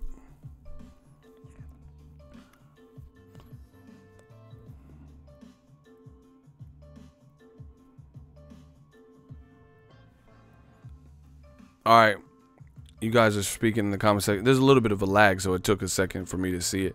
But here's the mistake that I think a ton of fighters make from my view. The mistake is this. They always wait to lose or wait before they have a huge assignment and then switch trainers. You feel me? I don't think that's the right move, because I know, like, just from, I used to do some acting shit, and you'd have a scene partner, and my acting teacher, who's been in movies with Will Smith, he was in Pursuit of Happiness. They filmed parts of that in the Bay. He was in Fight Club with Brad Pitt. And my acting coach, shout out to George McGuire, you know, my acting teacher, he would tell us like little things, like when dealing with the scene partner, you know, feed off each other's energy, use mannerisms, body language, stuff like that. And the point being is, your scene partners for like acting scenes, certain people you have a different chemistry with. You know, like you look at movies like Bad Boys, Will Smith and Martin Lawrence, they're funny together and it works. You know, you look at Charlie Sheen and Chris Tucker, or Jackie Chan and Chris Tucker, you know, Money Talks at Rush Hour, the chemistry, the kind of the opposite works. And that's a common theme in Hollywood, where they'll take kind of like opposite Keenan and Kel, David Spade and Charles and Chris Farley, you know. Well, they'll take these two opposites, like a fat guy and a skinny guy, for the comedy relief, and it just works. You have to have some type of kind of a contrast. So to me, I feel like you got the biggest fight, you know, outside of the Joshua fight, like Dominic Breazeale, and this is your first camp with Virgil Hunter. I just feel like it takes time to develop the chemistry. You don't just jump in, but now it's too late, because you're already in. You never like worked out with him. I mean, you worked out with him, but you never worked with him before like that. And then now the most important fight is among you, and now you have to develop the chemistry and go straight into the fight 8-10 week camp.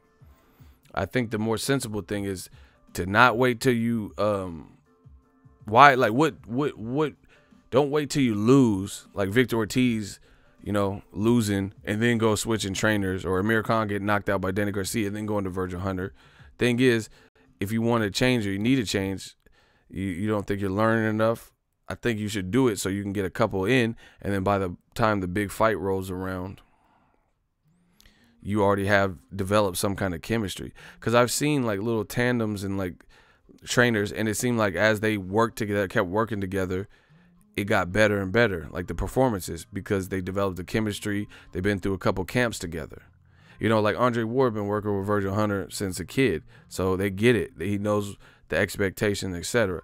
Dominic Breazeale's going into a very dangerous fight, brand new trainer. Virgil's a great guy, great trainer, but it's a chemistry thing between the two fighters. You know, you might not understand why Virgil has you doing this or that. So I think a lot of fighters wait. That's their mistake. They wait to lose, and then, oh man, I lost. I got knocked out. Let me find a new trainer. because I got KO'd. You know, I don't think you should wait. I think you should, you know, take your career in your own hands. If you've been with the same guy and, you know, it's not, your performances are like Dominic Breazeale, like I said, his performances have looked pretty similar. So, you know, he could have made the switch to Virgil earlier.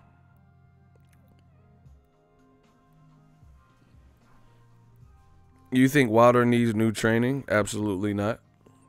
First of all, he has Mark Breland, an Olympian. Second of all, he has JD's. And this is the team that has been with him, I believe, for, I don't know, since the Olympics. Yeah, I think JD's been with them since the Olympics. They got a title together. Wilder's going to be Wilder. You know, he's not, it's not always going to look pretty. So I don't think it's a misstep from his training. I don't think his trainers are teaching him something. They're working with his style, and it's producing. Wilder has hurt everyone he stepped foot in the ring with. Period. So the thing is, you don't want to change a fighter. You might want to change a fighter's habit. You don't want to change a fighter.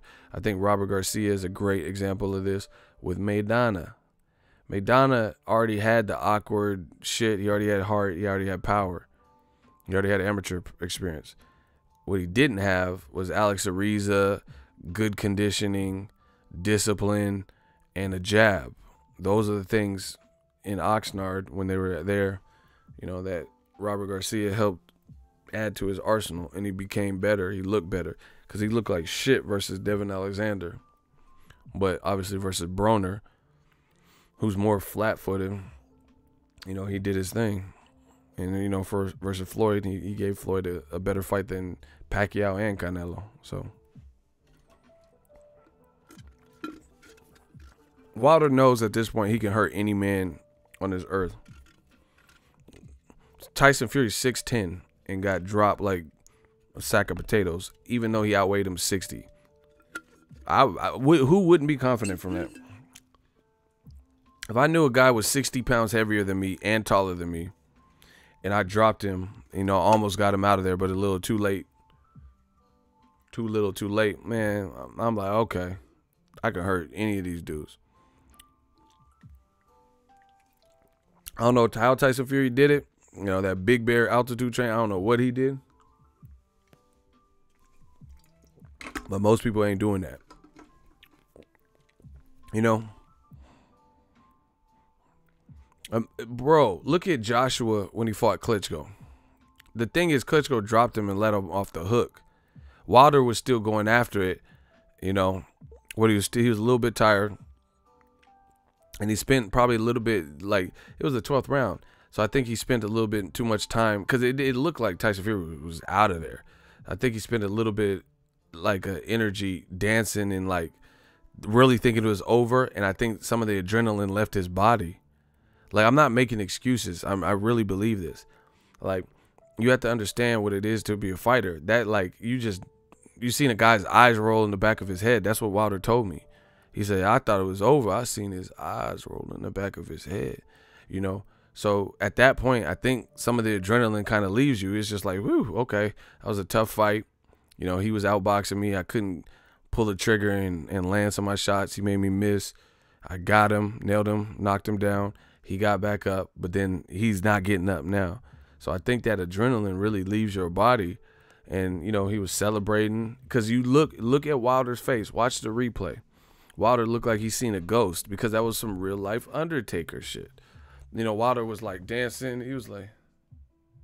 And then he seen out the corner of his eye Jack Reese moving and getting up. Because Tyson Fury is a big dude. You see this big-ass fucking lurch-looking motherfucker getting up. Wilder was dancing and celebrating. And then you see him look, and he was like, he looked.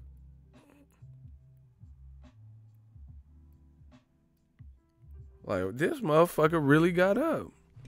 Which is everybody's reaction in the arena. I was there. I was like, what the fuck is this? This motherfucker. I thought, like, because I used to have a puppet, you know. Because I told you I used to do this acting shit. So I thought it was a puppet. I thought they had someone in like the Staples Center, like a Geppetto, and they had Tyson on strings, and he was like, you know, lamb chops or some shit. I was like, oh, I don't know what the fuck this is, but Maybe they, you know, they strung him like some remember WCW motherfuckers? Sting used to come like zip lining down and shit. That I thought he was on some strings or some shit.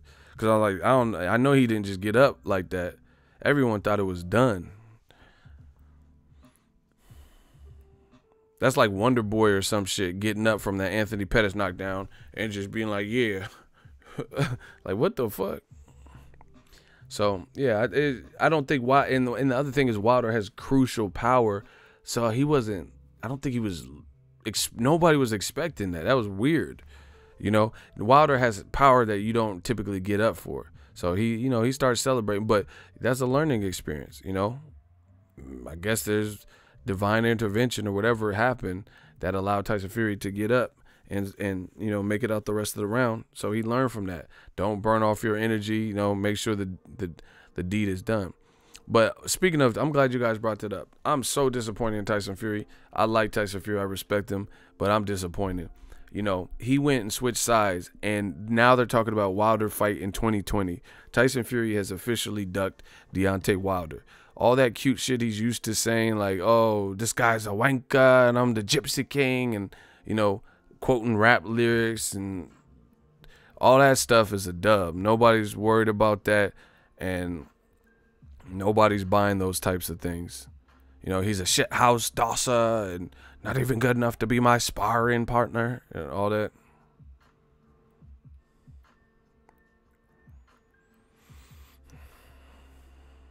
Period.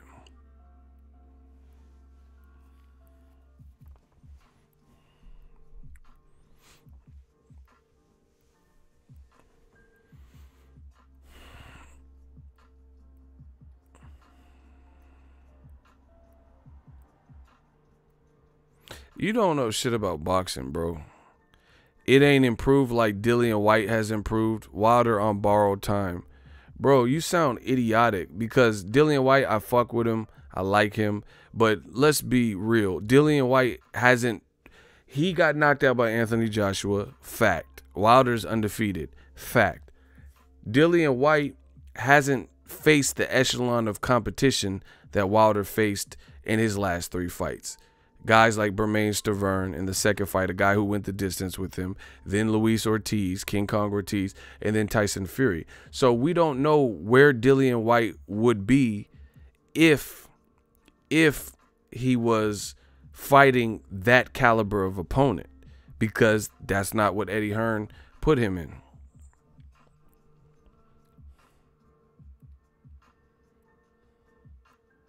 Period.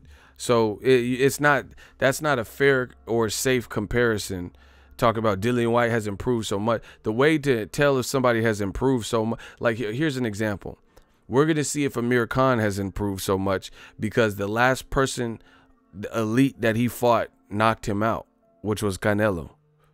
So Canelo knocked him smooth out. That's the last guy that he fought that was known elite. Fighting Phil LaGreco, he was retired and had a cooking show on YouTube. Then he fought Samuel Vargas, who just lost to Luis Collazo and had already lost to Errol Spence by knockout and lost to Danny Garcia by knockout. And he had another loss before Errol Spence. So those fights don't really prove if Amir Khan is back. You know, the way we're going to tell if he's back is if he can beat Terrence Crawford, because that, you know, that will show you, because Crawford's a bad motherfucker. So you guys are full of shit. You can't tell if someone's back if they're not fighting. Derek Chisora, he already beat him 2 years ago, so he knocked him out. That's cool. You know, you settle a domestic grudge, but that's not like knocking out Luis King Kong Ortiz. If he would have did that to Luis King Kong Ortiz, I'd be like, shit, Dillian White ain't playing, but he didn't fight him. And there's an opportunity there for Eddie Hearn to make that fight, and they didn't do it. So you guys always talk about who improved and who did what. We don't know those things if the person, like Lomachenko, how could we say Lomachenko has really and truly improved since the Salido fight, but you can't tell me no motherfucker that fight like Salido that Lomachenko has faced? You know, a guy who has somewhat of a weight advantage, has that, you know, aggressive style, you know, big Mexican heart. Who has Lomachenko fought that meets that? Nicholas Walters, like he's not known to fight like Orlando Salido. Jorge Linares is not known to be durable and never give up. Orlando Salido was knocked down 4 times by Mikey Garcia and came back to trouble Mikey Garcia before the fight was ended in a broken nose. See, a lot of y'all don't know shit about boxing.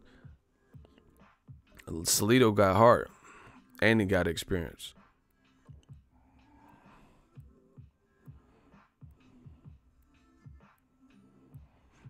All right, Wiz, you in the hot seat. He said duck Wilder bollocks. So Tyson Fury didn't duck Deontay Wilder. Explain. I'll explain my side. We got a hot seat. Grab your popcorn.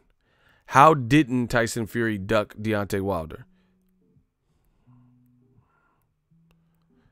I told you I refuse to allow these dudes to leave these bullshit comments with no explanation. So please, Wiz Loudon, tell me how Tyson Fury did not duck Wilder when they were in negotiations for a rematch. Wilder, to this day, wants the rematch. And now Tyson Fury is fighting Tom Schwarz and went over to Top Rank instead of, sticking around into a situation where he could have got the Wilder fight off.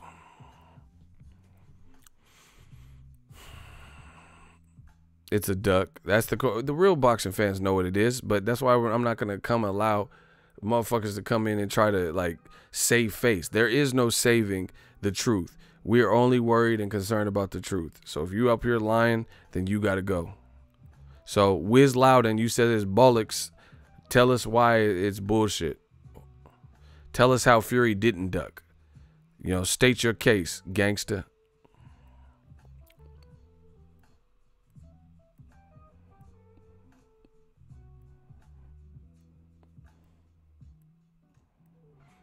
He said Tyson knows it's a bad look. Exactly. The world knows it's a bad look. Bob Arum, only thing he had to say about the fight is Tom Schwarz is a big guy and he's undefeated. Yeah, but, there's bouncers at nightclubs that are big guys and, never lost a fight if they don't, limited competition.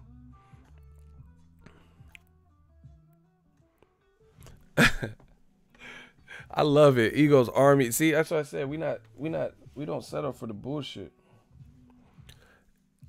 Eagles Army riding on you. Justin Newton said they had an agreement for a rematch and it got ordered by the WBC. Fury decides he needs a warm-up on a different network. Come on, bro, be real. That's what I'm saying. That's why I refuse to allow them to come to my chat. Go to them other YouTube channels that talk like you. Don't have to support it. You'll be better off there, but you can't coexist in these streams. We know what you're saying is lie. Look how long it's taken him. Wiz Loudon, you said it's bollocks, and Tyson Fury didn't duck Wilder, and we're still waiting for a response. You have 10 seconds. I'm not waiting all day. I gave you plenty of time to at least say something.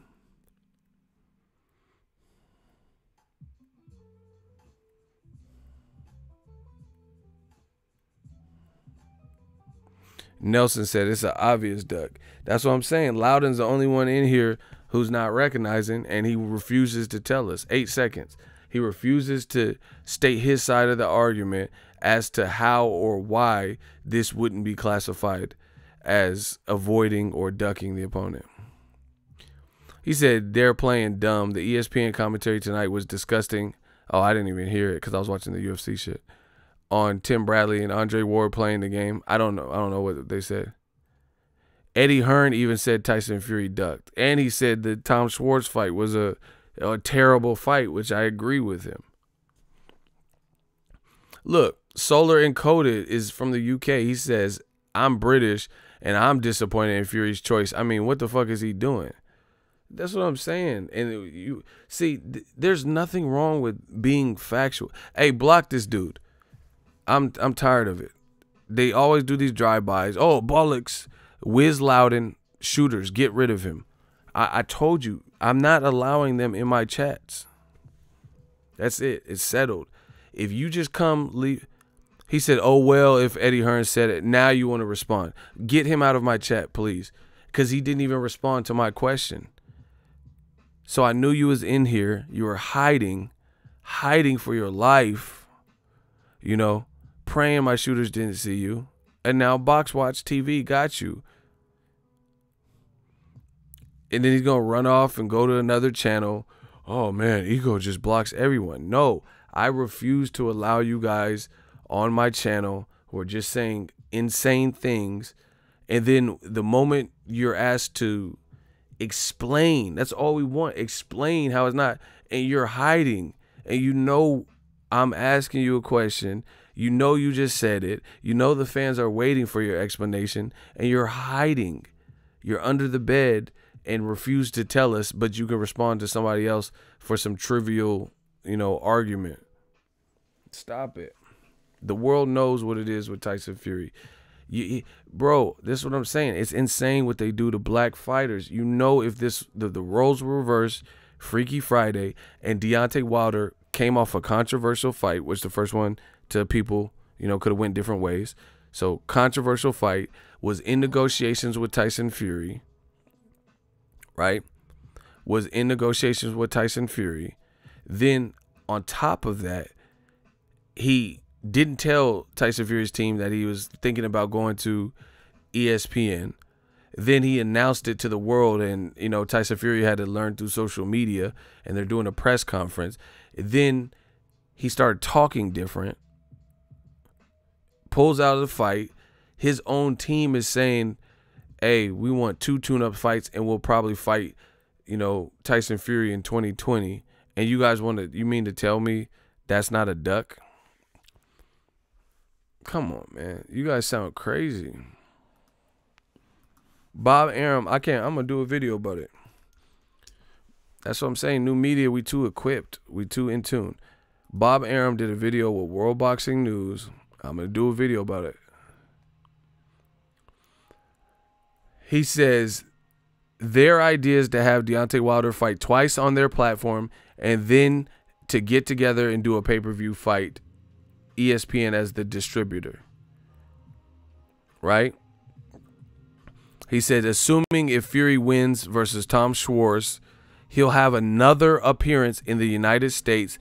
Then hopefully next year in February, so February 2020, he'll end up fighting Wilder, Arum said. Look, everybody look in the comment section so you guys can read it for yourself. That's a direct quote from Bob Arum, as quoted from WBN World Boxing News. Everybody, I want you guys to see it. That's a copy and paste. John Doe bodying you. He says, if you thought you won, why do you need a tune-up? Not only one tune-up, you need 2 tune-ups. You need 2 tune-ups, but you think you won 10 rounds to 2? And then one of your tune-ups is such a regression in competition. You know, I don't know who Tom Schwarz is. I don't know what he can do, because either way, it's irrelevant. Even if he surprised and shocked Tyson Fury, he shouldn't have been the rightful pick, because he hasn't fought at a world class level. He's fought in Germany mostly, in Abu Dhabi and all, you know, just random places. He has not fought in America. He's now being drugged to America to fight someone who has more experience than him, someone who's taller than him, someone who can box, you know. And he's you know, basically set up to get upset unless he has, you know, can pull something off. And his power looks mediocre. I seen some quick tapes of him on YouTube, and I didn't see anything that was like really stood out about him.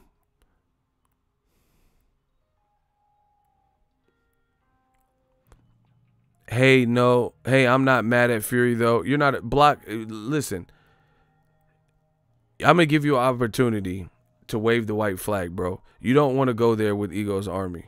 You talking about you're not mad. See, this is the problem with boxing. These dudes be, oh, I'm not mad, but then they be mad at Floyd because he's fighting Tenshin Nasukawa for $9 million for 1 round easy work. They're mad at Floyd fighting Berto. They mad that Errol Spence fought Mikey Garcia, but you didn't want to. You're not mad at Tyson Fury because he's getting his money. So that's what it's about. That don't sound like boxing fan talk. I'm giving you an opportunity. 93 in Rich's ENT. Do you want to wave the white flag, or do you want to really argue that aspect? You the man, bro. Respect. I'm sick of it. Like I said, I could understand if these dudes had real life, consistent, deep rooted, passionate views, but they don't. It's all about who they particularly like. That determines what they will accept. We're not playing that. The double standard shit is a dub. We might not be able to change it overnight, but we're going to expose it and we're going to flash that light on it. So 93 Riches, he said, hey, I'm not mad at Fury. As a boxing fan, why wouldn't you be mad? So Wilder Fury, the whole world thought we were going to get Wilder Fury in May 18th at the Barclays Center. A great instant classic.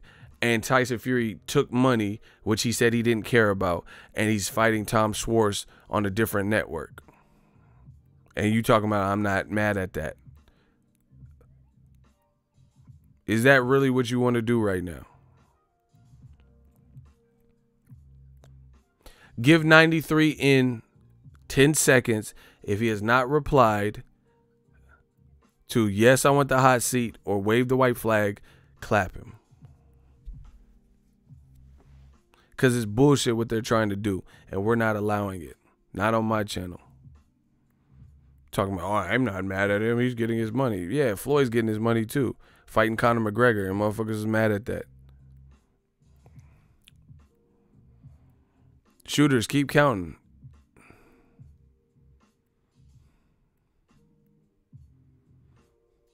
Like, it's to be on, like, oh my gosh, I'm about to go in. See, y'all always end up turning me Ego Valley, the vampire stream. Shooters, keep counting. His name is 93 in Rich's ENT. If he has not responded, then clap it.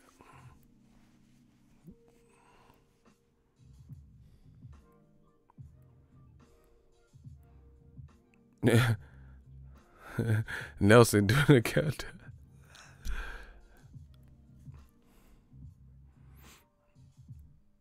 We working. Yeah, people acting like they don't know what it. Oh, it's not a duck. Oh, he didn't duck him. Come on, just call it what it is. Call a spade a spade.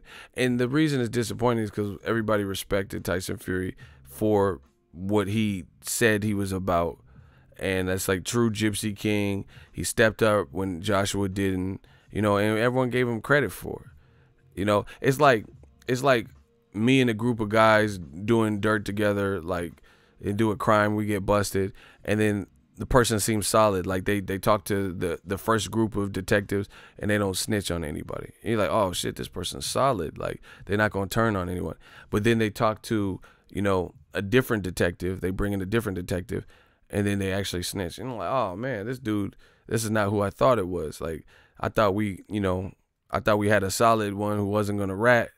But then when you get to the second detective interrogating him, he just totally cracks. You get what I'm saying? That's what Tyson Fury, he led everyone to believe that he was built different. He's not anything like Joshua. And now he's doing stuff that's worse than Joshua. Because he stepped up, got crossed up with Wilder, tasted that power in the 12th round. He tasted that power in the 12th round, was in negotiations, and then he went against everything he said. He said, I don't care about money. I'll donate my whole paycheck to charity. And now he's bragging to Wilder, say, get yourself more known in America. Why did they give me $108 million then? Ha, ha, ha, ha. I thought you didn't care about money. So you could have just kept it real and just said, yeah, I need money to take care of my family, but, I'm a warrior or something. But you led people to believe, just like Golovkin, you led people to believe that you'll fight anyone from 54 to 75. You led people to believe that you wanted all the belts. And now we're seeing you don't care about the belts. You don't care about Mexican style because you don't fight Mexican style. Canelo is bringing the fight to you, which is what you said you wanted. He's Mexican. You're allegedly Mexican style. And Golovkin didn't want no parts of what Canelo was dishing out. So that's the thing here. That's the concept. People are like, almost in shock and awe, like, damn, this dude, he had me fooled. I thought he was really like different. You know, Golovkin, oh, no, guys, I'm no businessman. You know, he said he wasn't a businessman. You making business decisions. You know, they talking about him fighting Brandon Adams, and the same goes with Tyson Fury. He said he built different. He nothing like Anthony Joshua. You're fighting Tom Schwarz, which is worse than who Joshua's fighting. Gerald Miller just fought Dog Bandinu and beat the fuck out of him. Dog Bandinu was just holding his own with Kubrat Pulev, who may be in line for Tyson Fury, may be in line for an AJ fight. I think he's a mandatory. He was already supposed to fight Joshua. And, you know, I know Dog Bandinu eventually got knocked out by Kubrat Pulev in the 7th round. Gerald Miller beat the fuck out of Baghdad Dinu. You know, Kubrat Pulev just fought him coming off a loss and was getting hurt in round 4 or whatever it was.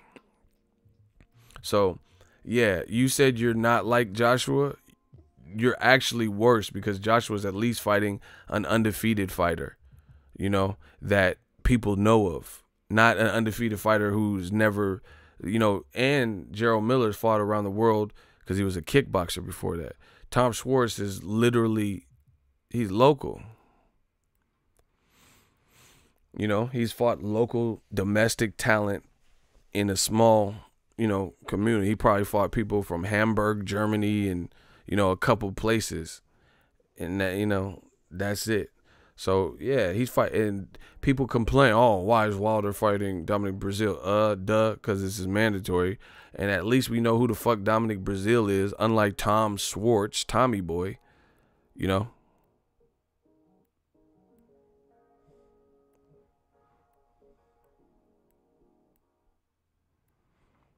Kid says, yeah, I was saying it's a lot of bias in the media. Listen, if you fuck with my channel and you know the type of trolls that come, I feel like you guys leave yourself in the line. Some of you leave yourself in the line for friendly fire when you know my channel, you know the content, you know the trolls, how they talk, and you come in and say bias, ego, media. And that's all you said. No verbs, no actual sentence. And then you wonder why my shooters clap you. Come on, bro.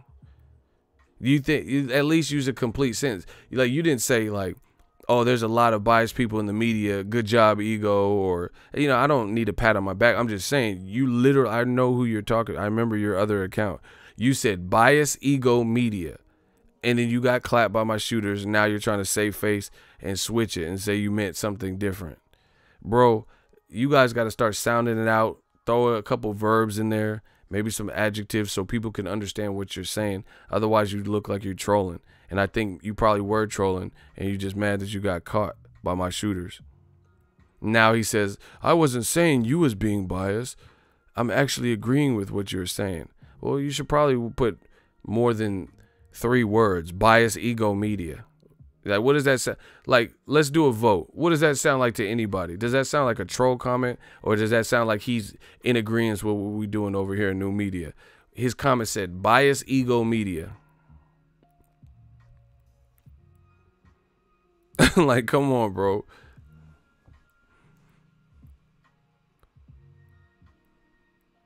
That's like me saying, fuck you, dude. Oh, I wasn't saying like that. I was playing a video game and I said, fuck you, dude, to the guy on the screen. Like, come on. Nobody can decipher that type of stuff. He fought one of the best, Mirko Kroka. I don't know what that is. Exactly, Big Lokes. Shout out to you. Yeah, I'm just saying what you typed wasn't even decipherable. So, of course, it's going to sound like somebody trolling. But anyway, yeah, man, Tyson Fury is disappointing. Disappointing. Tom Schwarz. And I like the thing I love about my job is getting to hear all of the bullshit that old media tries to come up with.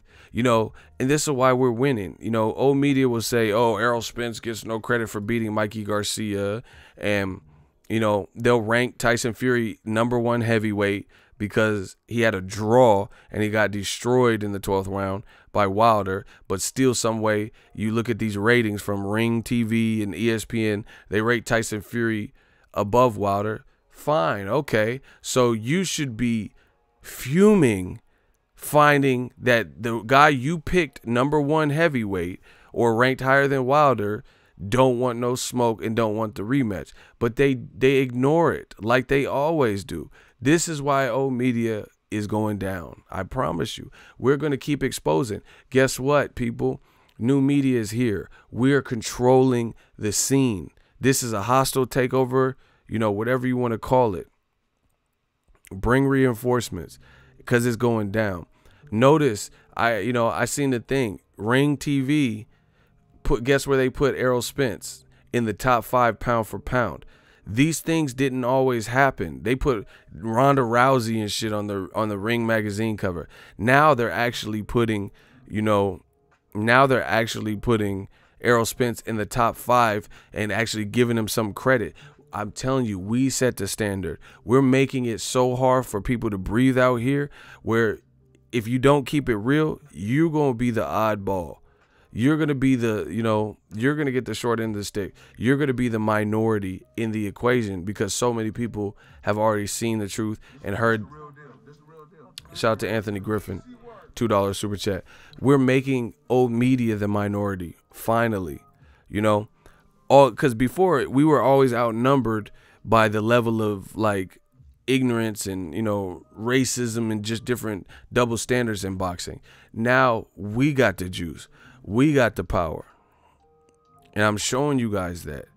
Now they're starting to give some credit where, I promise you, if I never started my channel, I know I'm a pioneer in this game. If I never started my channel, they wouldn't be, you wouldn't see all these fighters openly talking about double standard issues, and you wouldn't see some of these magazines giving credit. They have to give credit because if they don't, you're going to be the odd man out or the odd woman out or whoever wrote that article.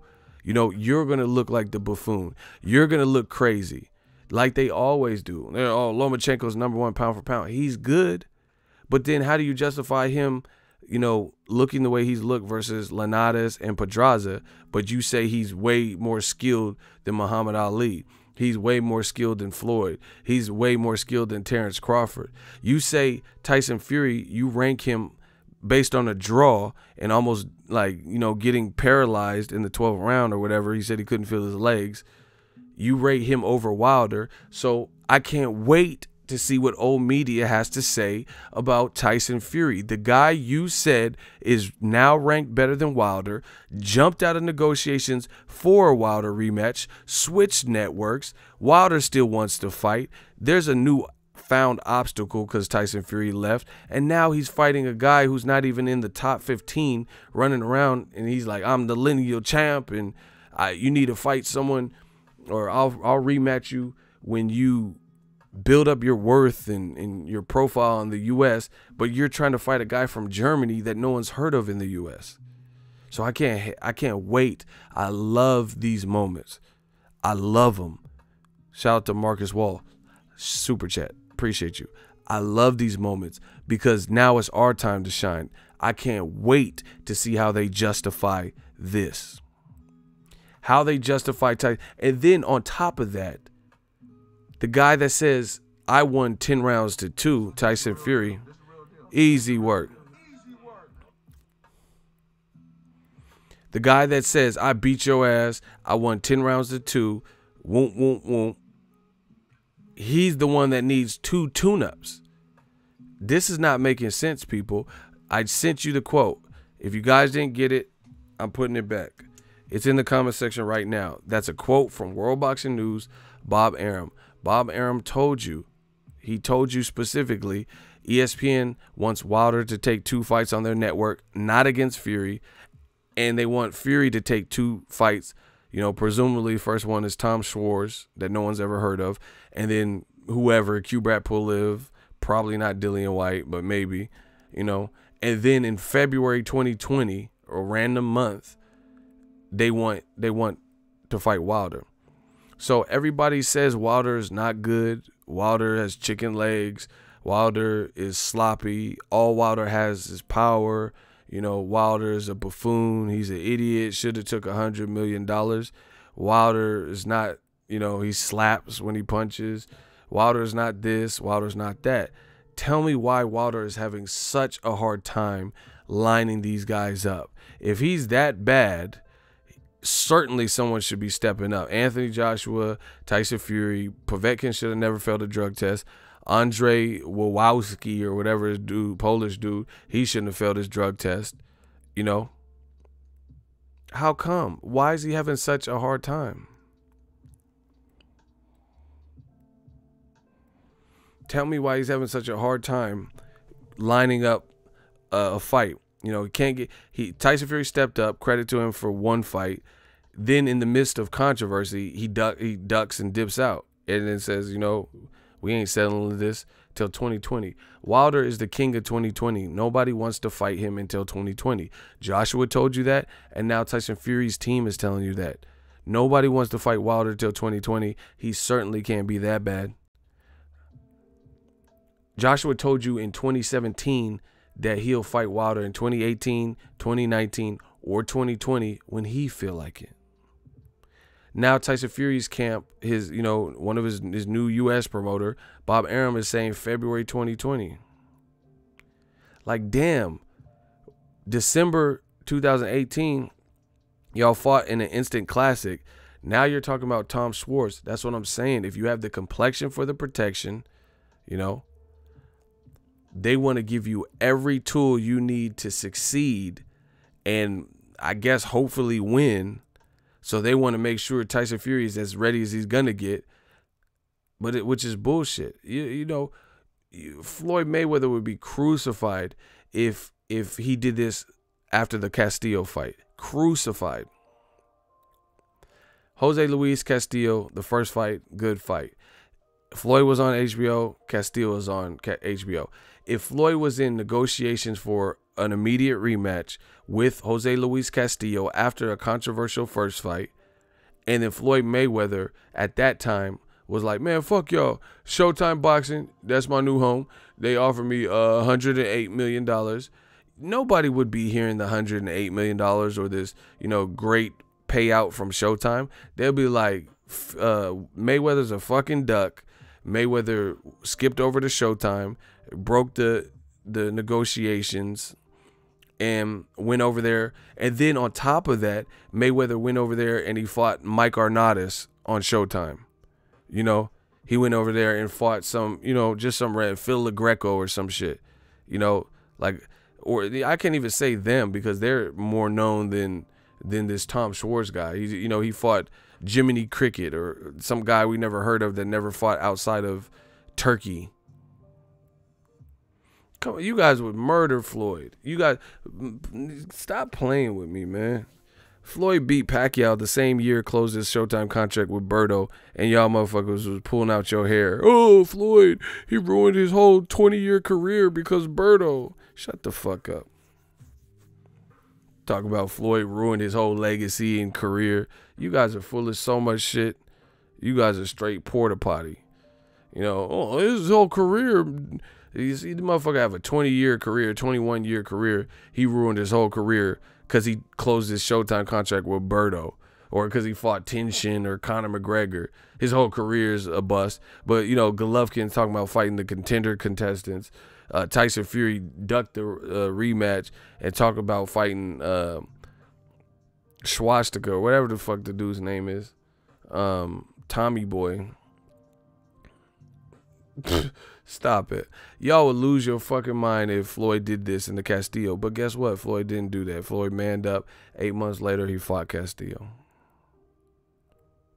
And beat him soundly.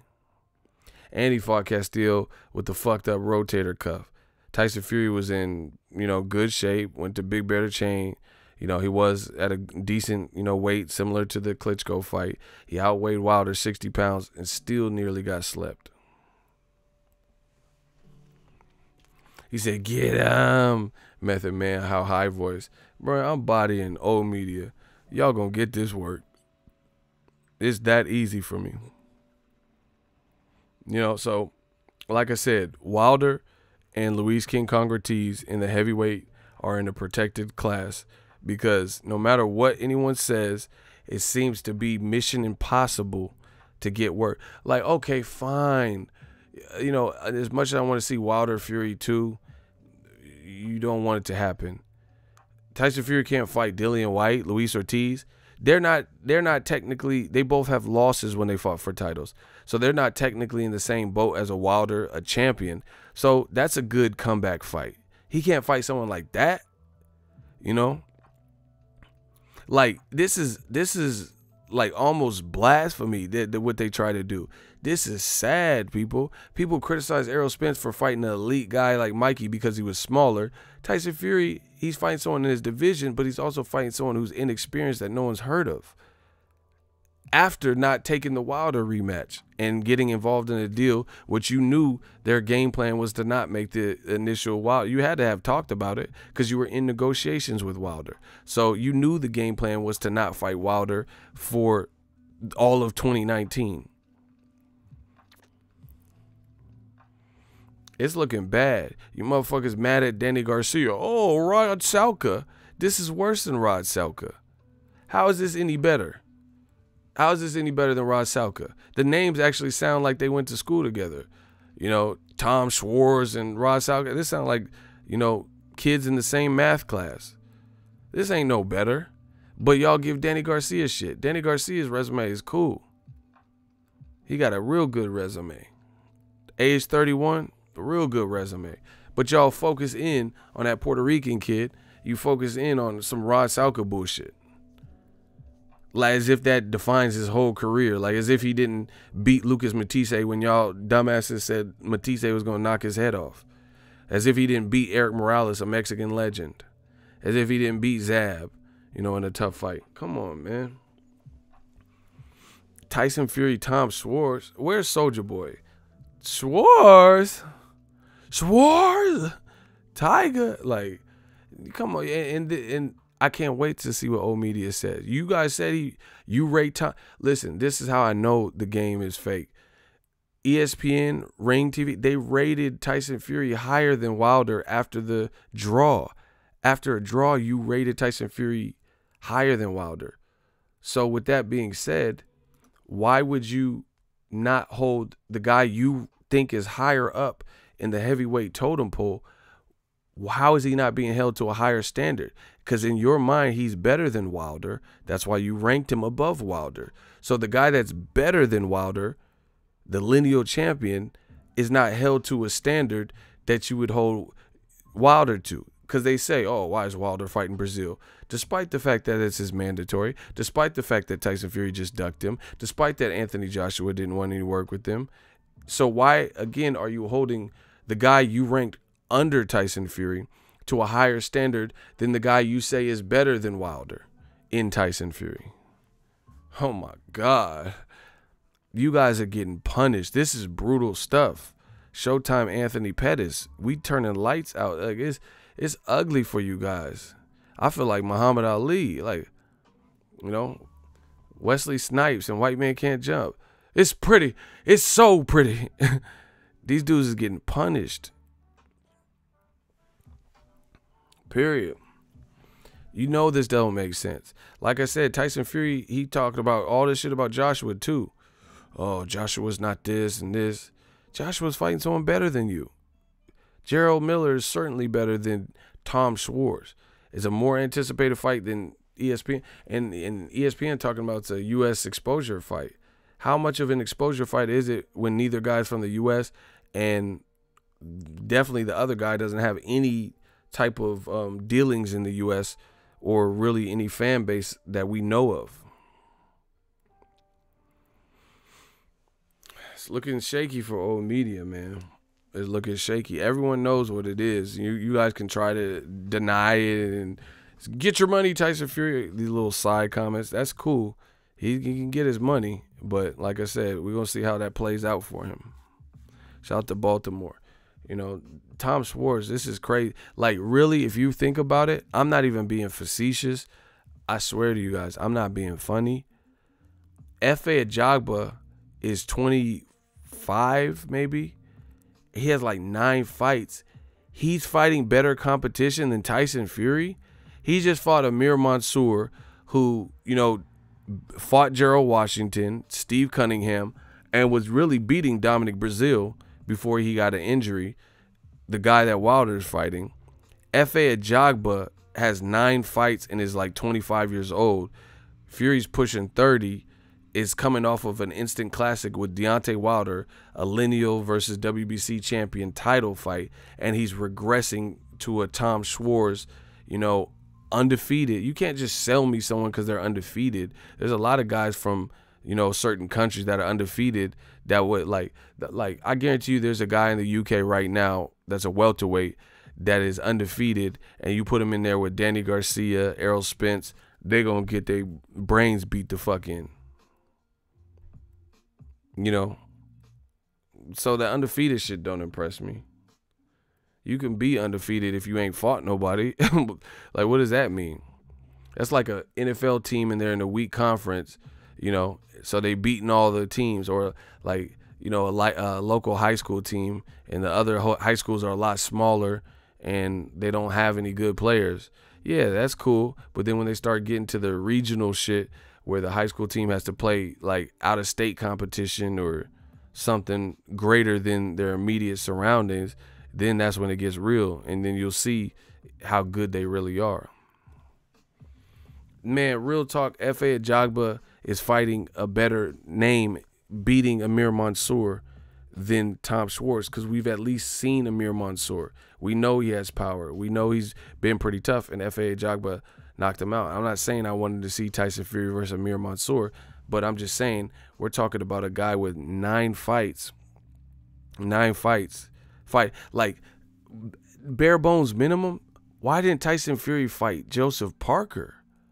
That's not bad. That, you know, that would have been Joseph Parker lost to Dillian White. So you know, if you don't want to fight Dillian White, which would have been a great British rivalry, you know, and at least people know who in America, because Dillian White's pretty funny and he's an action star, and he was on Showtime. He's been on, you know, top ranked cards and stuff.